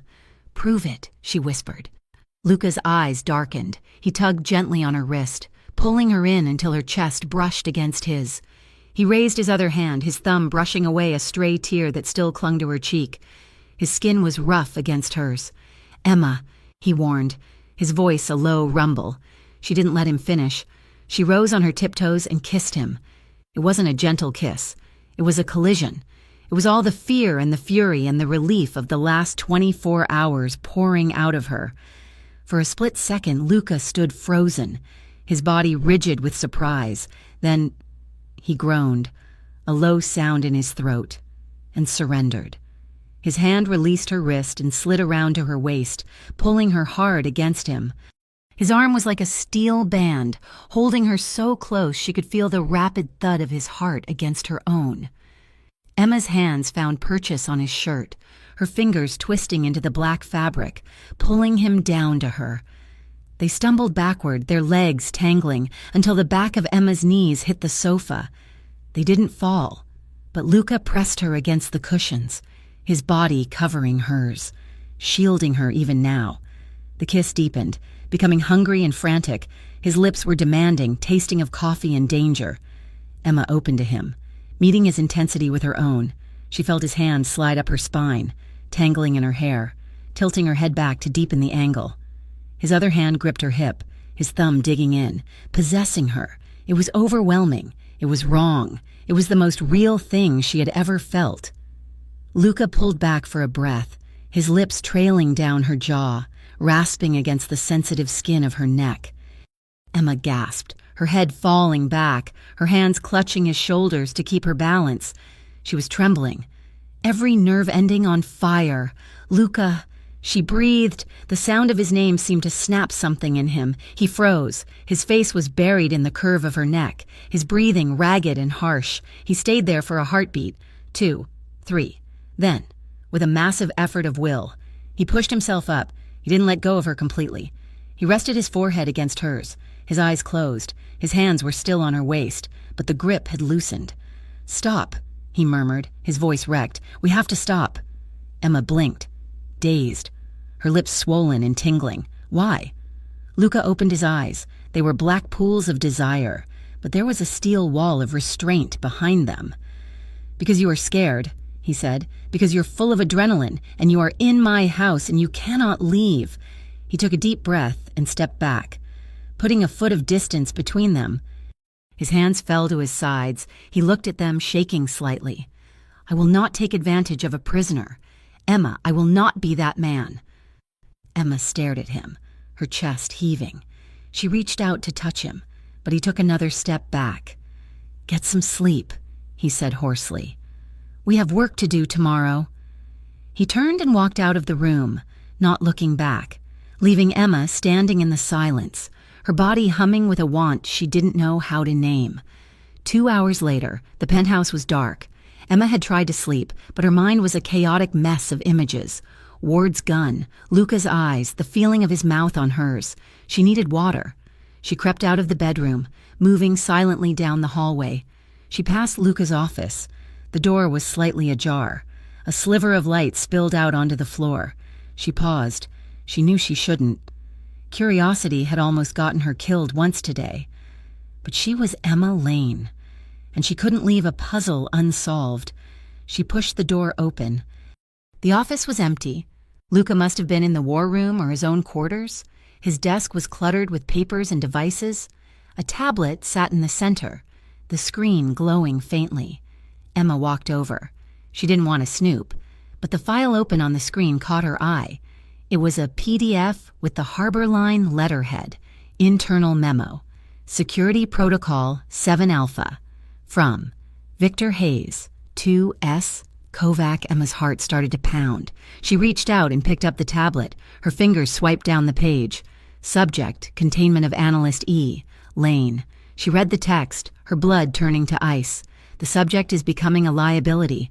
Her pattern recognition is interfering with the routing schedule. Recommendation: utilizing her login credentials to fabricate an embezzlement trail. Set up as primary suspect for federal inquiry. She scrolled further. If subject attempts to contact authorities, initiate controlled handover to Detective Ward for transfer to Kovac personnel. Subject is disposable. Ensure no direct link to executive management. Emma gasped, a sound that seemed too loud in the quiet room. They had planned it. From the very beginning. Every smile Victor gave her, every performance review, every "good job, Emma." It was all a setup. They were fattening her up for the slaughter. She looked at the date on the memo. It was dated 3 weeks ago. But then she saw the second page, a frantic email from Victor to Kovac, dated the night of the alley ambush. "Romano has her plan compromised. If he turns her, we are exposed. Eliminate both." Emma's hands trembled. She lowered the tablet, staring at the wall. The betrayal was total. She had been a dead woman walking for a month, and she hadn't even known it. A shadow fell across the doorway. Emma spun around, clutching the tablet to her chest like a shield. Luca stood there. He was leaning against the door frame, watching her. He had changed into a fresh shirt, but he looked just as tired as before. "I told you not to go in there," he said calmly. Emma didn't apologize. She held up the tablet, her hand shaking. "You knew," she said, her voice cracking. "You knew they wrote this. I found it on Victor's private server an hour ago." Luca said, "I was going to show you in the morning." Emma walked around the desk, moving toward him. The anger was gone, replaced by a cold, hard clarity. "It says they plan to hand me over to Ward," she whispered. "It says I was disposable." "Yes," Luca said. Emma stopped a few feet from him. She looked at the document again, then up at his face. A terrible thought occurred to her. a thought born of fear and the cynical world she had been thrust into. "You said you planned to use me, too," she said, her voice trembling. "You said you were watching me for months." Luca straightened up, sensing the shift in her mood. "Emma." "Did you write a memo, too?" she asked, accusation sharpening her tone. "Did you have a plan for when you were done with me? Were you going to hand me over to the police? Or maybe just leave me somewhere?" She took a step closer, her eyes searching his face for a lie. "You planned to trap me too, didn't you?" she whispered. The silence stretched out, heavy and suffocating. Luca didn't flinch. He stepped in close, closing the distance she had tried to keep. He reached out and gently took the tablet from her unresisting fingers. He tapped the screen, turning it off, plunging the room into semi-darkness. He tossed the tablet onto the nearby leather chair. Then he looked down at her, his expression softening into something that looked painfully like affection. "You planned to trap me," she whispered again, tears spilling over. Luca smirked faintly, a sad, crooked thing. "No, sweetheart," he replied, his voice a low rumble in the quiet room. "I saved you first." Emma blinked, the words hanging in the air. "My plan changed the second I saw you in that alley," Luca said, his hand coming up to cup her cheek, his thumb brushing over the damp skin. "I was going to trap an analyst. Instead, I saved a woman who was too brave for her own good, and I have been improvising ever since." Emma stared at him. She wanted to believe him. God, she wanted to believe him. She leaned into his touch, her eyes fluttering shut. "I do not know what to believe anymore," she whispered. "Believe that I am the only one standing between you and them," Luca said fiercely, "and believe that I am not going anywhere." A sudden vibration buzzed through the room. Luca pulled back, reaching into his pocket. He pulled out his phone. The screen lit up his face, casting harsh shadows over his features. He read the message, and his expression hardened instantly. The tenderness vanished, replaced by the cold calculation of the boss. "What is it?" Emma asked, wiping her eyes. Luca looked up at her, his eyes grim. "It is Marco," he said. "We just got a decrypt on the chatter." He shoved the phone back into his pocket and looked out the window, where the distant wail of sirens echoed through the city canyons. "Kovac is moving the big shipment," Luca said, "the one that brings everything in, the weapons, the girls, everything." "When?" Emma asked. 3 days, Luca said. He looked back at her, and the weight of the world was on his shoulders. "It is going through the Harbor Line docks. If we miss this, he disappears underground for another year, and you will never be safe." Emma straightened her spine. The fear was still there, but the resolve was returning. 3 days, she repeated. "Likely the final move," Luca said. "It either destroys them or it destroys us." He held out his hand to her. "Are you ready to finish this?" Emma looked at his hand, the hand that had saved her, the hand that had held her, the hand of a killer who had chosen to be her protector. She took it. The war room of the penthouse was bathed in the artificial twilight of screens. In the center of the room, a massive digital map of the Grey Ridge docks hovered on a table-sized monitor, the layout glowing in stark lines of neon blue and warning red. It looked less like a shipping terminal and more like a battlefield, which, in less than 48 hours, it would be. Luca Romano stood at the head of the table, his hands braced against the edges of the screen. He had not slept. His dress shirt was unbuttoned at the collar, sleeves rolled up to reveal the dark ink on his forearms, and his eyes were fixed on the layout of Warehouse 4. "We hit them at the perimeter," Luca said, his voice rough with fatigue but sharp with command. "Marco, you take the west gate. Cut the power to the external cameras at exactly 11 o'clock. Dante, you are on the river approach.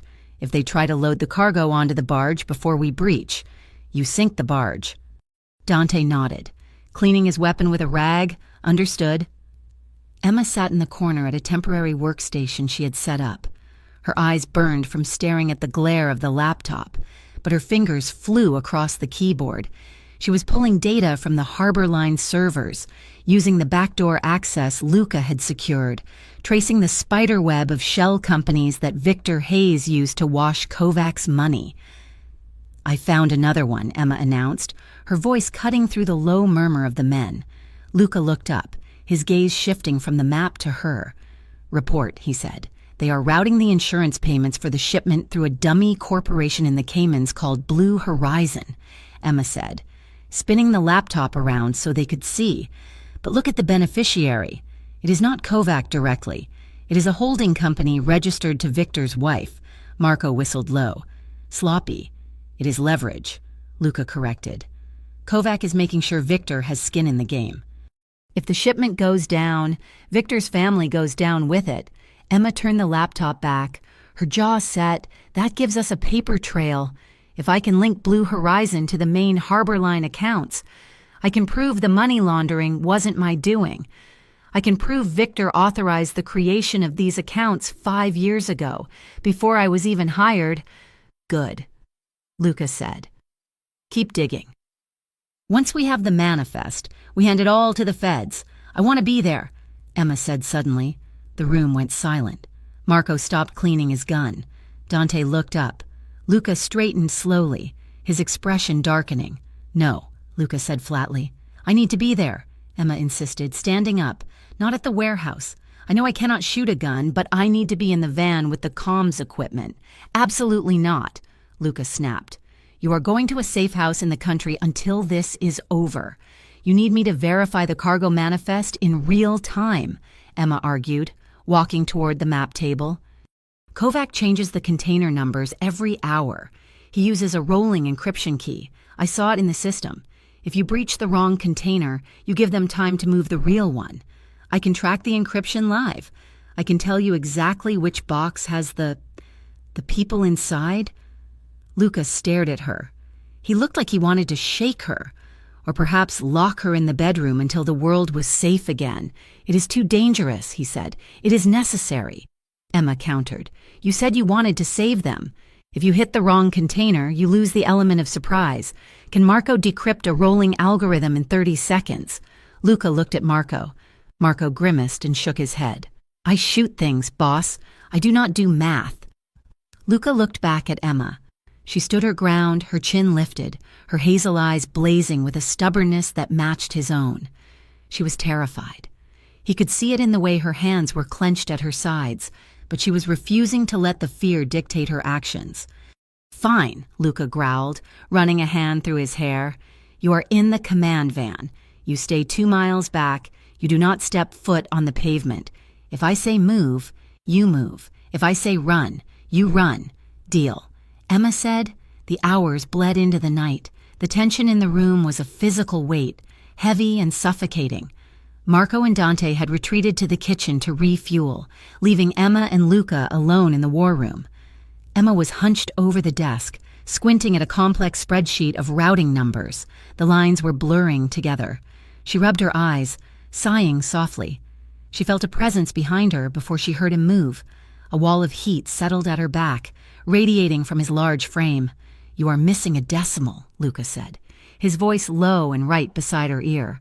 Emma jumped slightly, her heart skipping a beat. She hadn't realized he was standing so close. Where? She whispered. Here. Luca reached over her shoulder. He didn't touch her. Not really, but his arm brushed against hers as he reached for the trackpad. He leaned down, his chest pressing lightly against her back as he guided the cursor to a line of code she had overlooked. His breath was warm on the sensitive skin of her neck. The scent of him, coffee, sandalwood, and the metallic tang of gun oil enveloped her.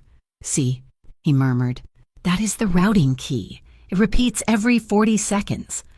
Emma stared at the screen, but her brain had stopped processing numbers. All she could feel was him, the solid, protective weight of him shielding her from the room, the way his large hand looked hovering over her smaller one on the desk. She leaned back, almost unconsciously, her shoulder blade resting against his chest. A shiver went through her, and she felt him tense in response. Luca, she breathed. He didn't pull away. For a long, suspended moment, he stayed there, his chin resting just above her shoulder, his body curving around hers like a shelter. The war, the danger, Kovac, it all faded into the background, leaving only the electric pull between them. Then, slowly, he straightened up. The loss of his warmth was immediate and cold. "Take a break," he said, his voice rougher than usual. "You are practically asleep." Emma turned in her chair to look at him, but he was already walking toward the balcony door, putting distance between them again. Emma found him outside 10 minutes later.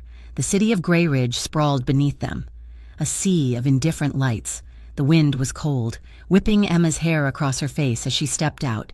Luca was leaning against the railing, staring down at the streets. He didn't look at her as she approached. "I am scared," Emma admitted, her voice snatched away by the wind. Luca glanced at her sideways. "You should be. War is ugly." "It is not just the dying part," Emma said, hugging her arms around herself. "It is the surviving. If we make it through tomorrow, what happens? I cannot go back to Harborline. I cannot go back to my apartment. My life is gone. Luca, Victor and Kovac burned it down. We build a new one," Luca said simply. Emma looked at him. "You make it sound so easy." "It is not easy," Luca said. "It is necessary." He turned fully toward her, resting his hip against the railing. "My father ran this city for 30 years, he said quietly. He was old school. Gambling, protection rackets, unions. He believed that as long as you kept the violence between the families, it was just business." Emma listened. Sensing he was giving her a piece of himself he rarely shared. But the world changed. Luca continued. "The cartels moved in. The syndicates like Kovac's, they didn't care about rules. They started moving heroin. They started moving women. My father..." He looked the other way. "He said it wasn't our business what they moved, as long as they paid the toll to use our territory." His jaw tightened, a muscle jumping in his cheek. "I couldn't look away," Luca said. "When I found out about Sophia, about what they did to her, I went to my father. I told him we had to stop it. He told me to know my place." "So you took his place," Emma whispered. "I took everything," Luca said darkly. "I forced him out. I purged the organization. I drew a line in the sand. No drugs, no women, no kids. If you want to move that filth through Grey Ridge, you have to go through me." He looked at Emma, his eyes fierce and vulnerable all at once. "That is why I am a target. Emma, not because I am a criminal, but because I am the wrong kind of criminal. I am the obstacle. And tomorrow, I am going to remove the competition permanently." Emma reached out and covered his hand on the railing. His skin was cold from the wind, but his grip turned instantly to hold hers, squeezing tight. "You are not like them," she said firmly. "No," Luca agreed softly. "I am not." The next morning arrived with a heavy gray sky that promised rain. The penthouse was a hive of activity. Men were checking weapons, loading magazines, and securing vests. Luca found Emma in the kitchen. He was wearing a tactical vest over his black shirt, looking every inch the warlord. "Change of plans," he said abruptly. Emma stiffened. "What? No, I am coming with you."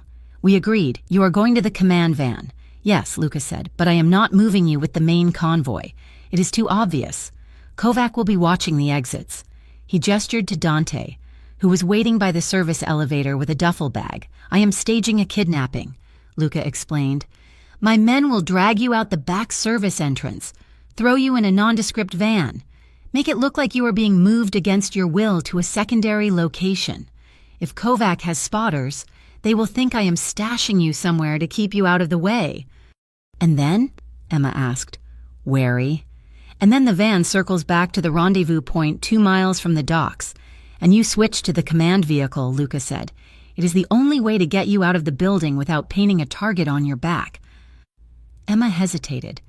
She hated the idea of being separated from him, but the logic was sound. "Okay," she said. "Good," Luca said. He stepped closer, his hand cupping the back of her neck. He pressed his forehead against hers for a brief, intense second.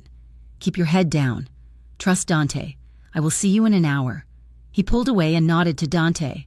"Let's go," Dante said. The kidnapping was convincing. Dante and another guard grabbed Emma by the arms, marching her roughly out of the service entrance. They shoved her into the back of a rusted plumbing van. One of them tied a blindfold over her eyes. "Sorry, Miss Lane," the guard muttered. "Gotta sell it." "I know," Emma said, her heart thumping against her ribs. "Just drive." The van lurched into motion. Emma sat on the metal bench, swaying with the turns. She counted the seconds in her head, trying to map the route. Left turn, right turn, slowing down for traffic. They had been driving for 15 minutes when Emma felt the van swerve violently. "Hey!" the driver shouted. There was a sickening crunch of metal screaming against metal. The van tilted, slamming back down onto its wheels with a bone-jarring thud. Emma was thrown off the bench, hitting the wall. "Contact!" Dante yelled from the front seat. "We have contact!"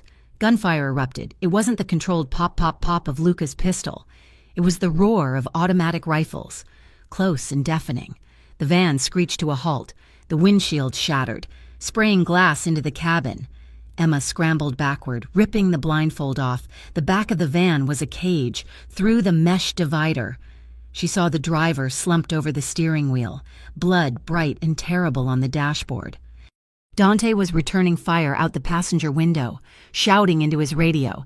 "Ambush! Sector 4! We are pinned down!" The back doors were ripped open. Emma screamed as sunlight and rain flooded the dark space. 2 men in tactical gear stood there. They were not Luca's men. They wore gray balaclavas and no insignias. "Grab her!" one shouted. Dante turned, trying to aim his weapon through the mesh, but a burst of gunfire from the street silenced him. He slumped back, his radio clattering to the floor. "No!" Emma shrieked. Rough hands grabbed her ankles. She kicked out, connecting with a jaw, but they were too strong. She was dragged out of the van, scraping her knees on the asphalt.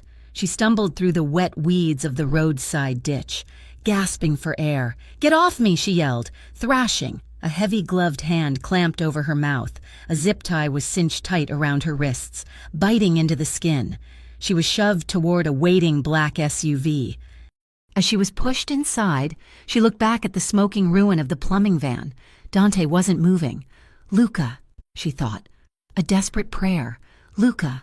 The warehouse smelled of old oil, rotting wood, and the foul, brackish scent of the river. It was vast and shadowy, the high windows painted over with years of grime. Emma sat in a metal chair in the center of the open floor. Her wrists were tied behind her back, raw and stinging. Her hair was matted to her forehead with sweat and rain. The blindfold had been ripped off 10 minutes ago. "So, this is the famous Emma Lane." A smooth voice echoed through the cavernous space. Sergei Kovac stepped into the light. He was an elegant monster. He wore a camel hair coat that looked spotless despite the grime of the warehouse. His face was lean, his eyes pale blue and dead, like chips of ice.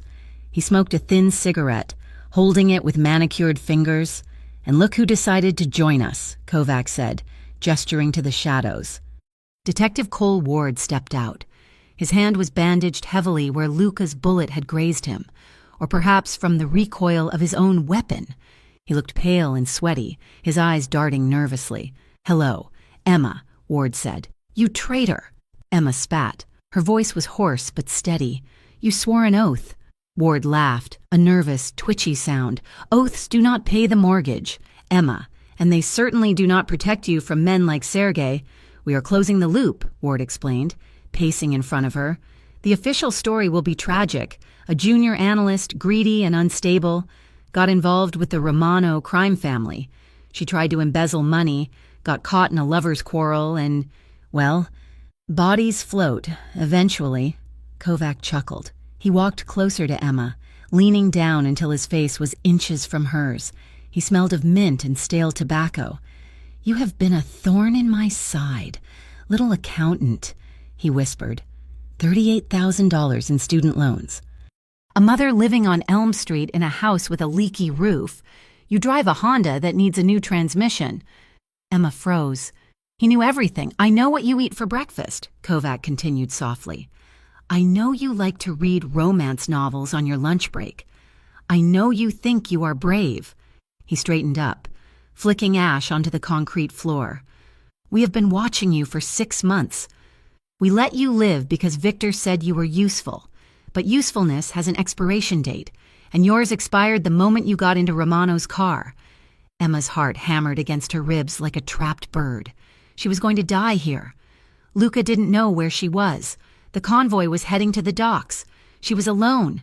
But as panic threatened to swallow her, a memory surfaced. Steel bends, glass breaks, Luca's voice. She took a breath. She forced her spine to straighten against the metal chair. She looked Kovac in the eye. "You are right," she said, her voice clear. "I am useful. That is why I made an insurance policy." Kovac paused. He looked at her with mild amusement. "Is that so?" "I knew Victor was laundering money," Emma lied. She let the lie flow, channeling every ounce of confidence Luca had instilled in her. "I knew about the trafficking. Did you really think I was just fixing spreadsheets? I was copying them." Ward stopped pacing. "What is she talking about?" "A heavy encrypted file," Emma said, looking directly at Ward. 5 gigabytes of data, scans of the ledgers, photos of the meetings, audio recordings of Victor. "That is a lie," Ward snapped. "Romano has the files. Romano has copies," Emma corrected. "I have the master drive, and it is set to a dead man's switch." Kovac's amusement vanished. His eyes narrowed. "Explain." He ordered. "If I do not log in to a remote server by 6 o'clock tonight," Emma said, checking an imaginary watch in her head, "the file automatically emails itself to the investigative desk at the New York Times and the FBI Cyber Crimes Division." The warehouse went silent. The only sound was the dripping of water from a leaky pipe somewhere in the darkness. "It is a bluff," Ward said, though he looked terrified. "She is lying. Are you willing to bet your badge on that, Detective?" Emma asked. "Or your life? Because if that file goes out, Kovac goes down. But you? You go down first." Kovac studied her. He looked for the tremor, the tell. But Emma Lane had spent her life staring at numbers, finding the truth in the chaos. She held his gaze with the desperate, icy calm of someone who had nothing left to lose. Kovac turned to his men. "Tear her apartment apart," he ordered, his voice cold. "Then tear apart Romano's office. If there is a drive, find it." "But the girl?" one of the guards asked, reaching for his gun. Kovac held up a hand. "Wait. If she is telling the truth, we need her alive to disable the switch. If she is lying, well, we have all night to make her regret it." He turned and walked away into the shadows, Ward trailing after him like a whipped dog. Emma sat alone in the pool of light. Her wrists were bleeding where she had twisted them against the ropes. Her whole body ached. She closed her eyes. She had bought herself time, maybe an hour, maybe 2. She started to hum. It was a quiet, tuneless sound, barely audible over the river noise. It was the only thing keeping her from screaming. She hummed, and she listened for the sound of an engine, for the sound of a heavy boot on concrete, for the monster who had promised to save her. "Please, Luca," she thought, "do not be late."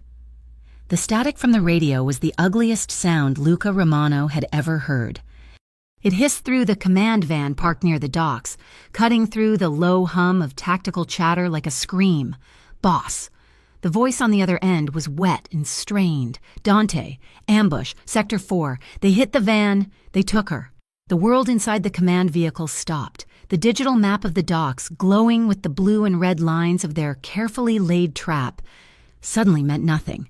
Luca stood frozen, his hand gripping the edge of the console so hard the plastic creaked. For a second, rage flared in him, a white-hot, blinding fury that threatened to consume the oxygen in the room. It was a physical blow, a punch to the gut that carried the sickening weight of his own failure. He had sent her away. He had put her in that van. He had treated her like cargo to be moved, arrogant enough to believe he could control the variables of a war zone. Luca closed his eyes, inhaling a sharp, jagged breath. When he opened them, the rage had calcified into something colder, harder, and infinitely more dangerous. "Hold the perimeter at the docks," Luca ordered, his voice devoid of any inflection. Marco looked up from his weapon check, eyes wide. "Boss, the shipment is 20 minutes out. If we leave—" "I said hold the perimeter," Luca interrupted, turning to the weapons rack. "Let the shipment land, let Kovac's men start unloading, but do not engage until I give the order. Half the crew stays here. The other half comes with me." "Where are we going?" Marco asked. though he was already grabbing his keys. Luca racked the slide of his handgun, holstering it with a sharp metallic click. "We are going to the river." The drive to the industrial district was a blur of gray asphalt and rain-slicked windshields. Luca drove the lead SUV, his foot heavy on the accelerator, weaving through the back roads of Grey Ridge with terrifying precision. The engine roared, pushing the needle past 80 miles per hour, but in Luca's mind, they were moving in slow motion. Guilt sat in the passenger seat beside him, heavy and suffocating. He had told her he was saving her. He had looked her in the eye, touched her face, and promised that he was the wall standing between her and the monsters. And then he had blindfolded her and sent her straight into their hands.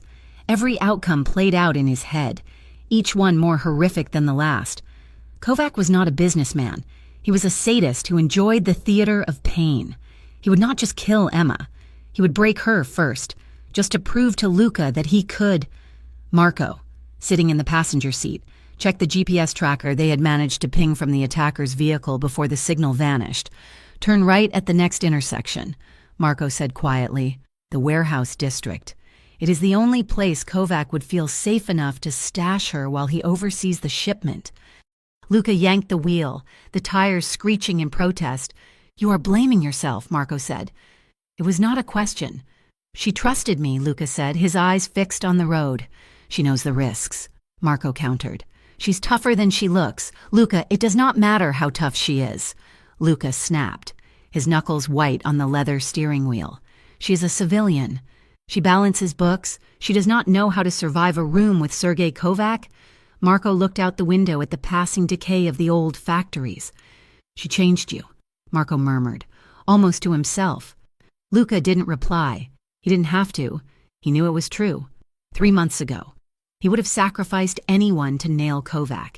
He would have let the shipment take priority. But now, the thought of that shipment, the drugs, the money, the power, meant absolutely nothing if Emma Lane was not breathing. He pressed the accelerator closer to the floor. The warehouse was a cavern of shadows and rust. The sound of the rain drumming on the corrugated metal roof was deafening, drowning out the shallow breathing of the woman tied to the chair in the center of the floor. Emma sat straight, refusing to slump, though her shoulders screamed with pain. The ropes around her wrists were tight, biting into her skin, but the physical pain was a distraction from the terror freezing her blood. Sergei Kovac paced in front of her, his camel hair coat pristine in the filth. Detective Cole Ward stood behind him, looking pale and jittery, checking his watch every 30 seconds. "Tell me the name." "Emma," Kovac said, his voice smooth and reasonable. "I told you," Emma rasped, her throat dry. "I sent the file to a journalist." "Which journalist?" Kovac asked. "And do not lie to me again. My patience is thinning, and I have men 10 minutes away from your mother's house. It would be a shame if she had an accident while you were being so stubborn." Emma's heart hammered against her ribs. The threat to her mother cut through her bravado like a knife. She needed a name. She needed a lie that sounded real enough to buy her time, specific enough to send them on a chase. Her mind raced, grasping for details. She thought of Luca's penthouse, the kitchen, the stainless steel fridge. There was a single magnet on it, a calendar from a local news station, probably left by a previous tenant or a cleaning lady. "David Halloway," Emma blurted out. Kovac stopped pacing. "Who?" "David Halloway," Emma repeated, her voice gaining strength. "He writes for the Daily Chronicle, the investigative beat. I met him 3 weeks ago at a coffee shop. I gave him the drive. He has instructions to release the password if I do not call him by 6 o'clock. Kovac stared at her. His pale eyes bored into hers, searching for the deception. Emma held his gaze, channeling every ounce of defiance she had left. She imagined Luca standing beside her, his hand on her shoulder, telling her steel bends but doesn't break. Kovac turned to Ward. "Check it." Ward pulled out his phone, his fingers trembling. "I am checking. Halloway." "Yes. He's a reporter for the Chronicle. He did a piece on port corruption last year." Kovac hummed, a low, dangerous sound. "It seems our little accountant has claws. Go, find this Halloway. If he has the drive, burn his house down with him inside." Ward hesitated, looking at the door and then back at Emma. What about her? I will handle her, Kovac said coldly. Ward nodded and hurried toward the exit, his footsteps echoing on the concrete. Emma let out a breath, her head drooping slightly. She'd bought an hour, maybe less. But as Ward's car engine faded into the distance, a new sound replaced it. It was faint at first, barely audible over the rain. The low rumble of heavy engines cutting off, the crunch of boots moving quickly over wet gravel. Kovac didn't hear it. He was busy lighting another thin cigarette, his back to the main entrance. But Emma heard it, and she felt a strange, calm resolve settle over her trembling limbs. He had come. Luca had come for her. She looked at her legs, then at the chair. She was not going to be a victim. She was not going to sit here and wait to be saved. The assault began with a concussive roar. The side door of the warehouse exploded inward, torn from its hinges by a breaching charge. Metal shrapnel clattered across the floor. Smoke billowed in, thick and gray. Gunfire erupted instantly. Kovac's 2 guards, standing by the mezzanine stairs, dropped before they could raise their rifles, taken down by precise, controlled shots from the smoke.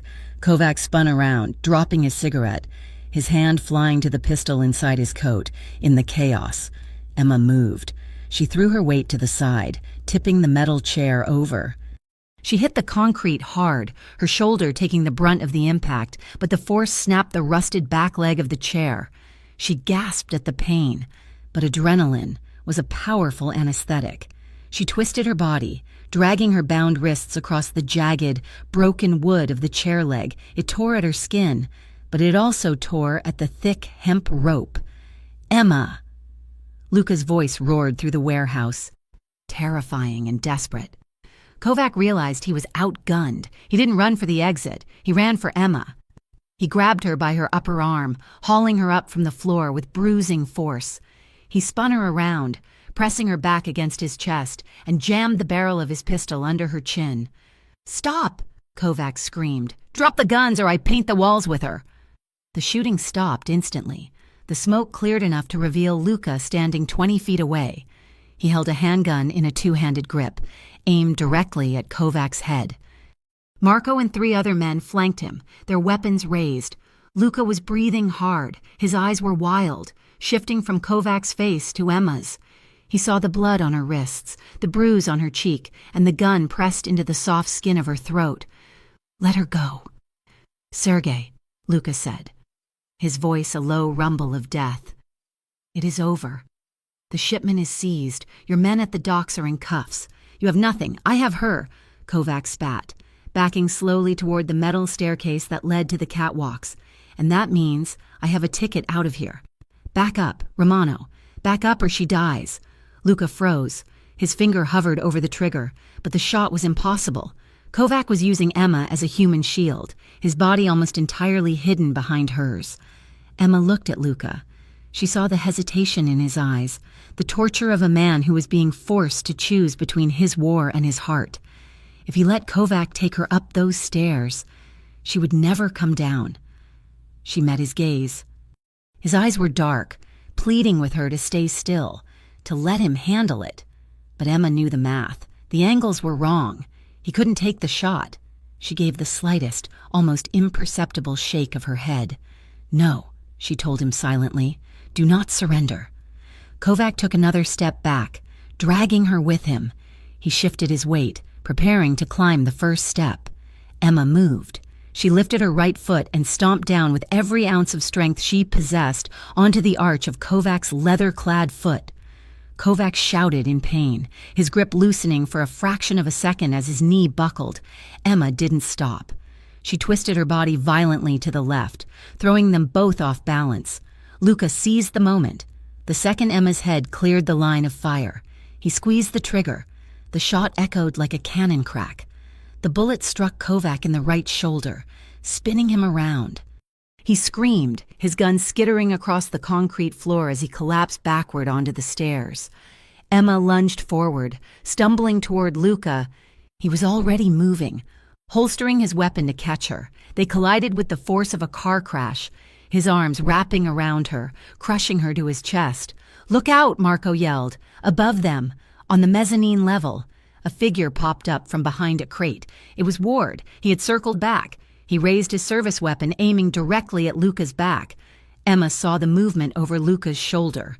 She didn't think. She didn't calculate. She shoved Luca sideways with a desperate cry. No! The gunshot rang out. Luca stumbled, hissing in pain as the bullet tore through the fabric of his sleeve, grazing his upper arm instead of burying itself in his heart. Marco fired a single, clean shot. Ward jerked back as if he had been punched, his weapon falling over the railing. He collapsed onto the catwalk, silent. The warehouse went quiet, save for the groans of Kovac on the stairs and the distant, rising wail of sirens. Luca fell to one knee, gripping his bleeding arm. Emma was there instantly, her hands shaking so hard she could barely function. She ripped the scarf from her neck and pressed it against the wound on his arm. "Oh God! Oh God! You are shot!" she stammered, tears finally spilling over, cutting tracks through the grime on her face. Luca looked up at her. His face was pale, but his eyes were clear. He let out a breathy, pained laugh. "You have terrible timing, sweetheart," he choked out. "I saved you." Emma sobbed, pressing harder on the wound. "You were going to let him shoot you." "I was busy looking at you," Luca admitted. He reached out with his good hand, his bloody fingers touching her cheek. He looked at her with a reverence that shook her to her core. "You did not just save me from the bullet, Emma," he said, his voice thick with emotion. "You saved me from him. From becoming the kind of man who would have sacrificed you to win." Emma froze. She looked at the man who had kidnapped her, terrified her, and ultimately walked into fire for her. Sirens were flashing outside now, painting the warehouse walls in chaotic strobes of red and blue. Luca leaned in, ignoring the pain in his arm, ignoring the shouting of Marco securing the scene. He brushed his forehead against hers. "Are you going to run?" he asked softly. "Now that you know exactly who I am. Now that you have seen the blood." Emma looked at him. She saw the violence. Yes. But she also saw the loyalty. She saw the man who had sent guards to protect her mother. She saw the man who had refused to let her become collateral damage. "I am tired of running," she whispered. She closed the distance. She kissed him, slow and deep. It wasn't the frantic, adrenaline-fueled collision of the penthouse. It was a claiming. One of her hands cradled his jaw, feeling the rough stubble, while his good arm curled around her waist, pulling her gently against him. The world narrowed down to the warmth of his chest and the taste of him. The smell of gunpowder faded, replaced by the scent of him. His lips softened against hers, responding with a hunger that was tender and devastating. It was a kiss full of fear, relief, and a promise that terrified her more than the gun had. They broke apart breathlessly as the paramedics rushed through the doors, but Luca didn't let go of her hand, and Emma didn't pull away. The aftermath was a storm of paperwork and flashing lights, but for Emma, it passed in a blur. The evidence she had compiled, combined with the files Luca anonymously leaked to a federal task force, was damning. The rolling encryption key she had decoded was the smoking gun. Victor Hayes was arrested at the airport, trying to board a flight to Zurich. His wife's shell companies were exposed, their assets frozen. Detective Cole Ward survived the gunshot wound, but he didn't survive the internal affairs investigation. The contents of his phone, retrieved from the warehouse, linked him directly to the Kovac payroll. And Emma? Her name was cleared. She wasn't the embezzler, she was the whistleblower. The narrative shifted. She wasn't the villain. She was the junior analyst who had brought down a conspiracy. 6 weeks later, the air was crisp, smelling of autumn leaves and wood smoke. The newly refurbished restaurant, the Gilded Lily, was buzzing with activity. It was a legitimate establishment, owned by the Romano Group, serving handmade pasta and vintage wines. Emma sat at a corner table near the back, nursing a glass of red wine. She wore a soft cream dress, the bruises on her body long faded, though the memories were etched into her mind forever. Luca approached the table. He looked different. The black tactical gear was gone, replaced by a crisp white dress shirt, the sleeves rolled up to his elbows. He looked like a businessman. He looked like a man who was sleeping at night. "How is the renovations coming along?" Emma asked as he sat down across from her. "We are under budget and ahead of schedule," Luca said, a small smirk playing on his lips. "It is amazing what happens when you do not have to bribe the building inspector." Emma smiled. She reached across the table, her fingers intertwining with his, under the tablecloth. His knee brushed against hers, a warm, constant pressure. "Are you happy?" she asked quietly. Luca looked around the room. He looked at the families eating dinner. He looked at the lack of armed guards at the door. "I am peaceful," he said. "That is better than happy." He looked back at her, his thumb running over her knuckles. "And you? Do you miss the excitement?" Emma laughed softly. "I have had enough excitement for one lifetime. Luca, I am perfectly content with boring." They finished their wine in comfortable silence, the kind that only exists between two people who have seen the worst of each other and chosen to stay. As the restaurant began to empty, Luca led her up to the rooftop terrace. The city of Grey Ridge sprawled below them, the same view they had shared from the penthouse. But it looked different now. The fear was gone. The lights didn't look like warnings anymore. They looked like stars. Luca stood behind her, wrapping his arms around her waist. He rested his chin on her shoulder, pulling her back against his chest. Emma leaned into him, closing her eyes, feeling safe, truly safe. His world was still dangerous. There would always be rivals, always be threats, but she wasn't trapped in it. She was standing in it by choice. "I never asked you," Luca murmured into her ear, his voice low and vibrating through her spine. "Back in the office, when you found that memo, you asked if I planned to trap you." Emma turned in his arms, looking up at him. The city lights reflected in his dark eyes. "I remember," she said. "You planned to trap me?" she whispered, repeating the words that had started it all. Luca smiled, a genuine, open expression that reached his eyes. He leaned down, his lips brushing hers. "No, sweetheart," he replied, sealing their future with a kiss. "I saved you first. Thank you so much for listening to You Planned to Trap Me," she whispered. Mafia boss smirked. "No, sweetheart, I saved you first." I hope you enjoyed Emma and Luca's journey from enemies to lovers. I would love to hear from you. Please leave a comment below telling me which country you are listening from. It is always amazing to see how far these stories travel. And if you enjoyed this story, please do not forget to subscribe to Mafia Romance Stories for more intense, emotional, and thrilling tales. Share your thoughts on the ending in the comments in English. I read every single one. Until next time.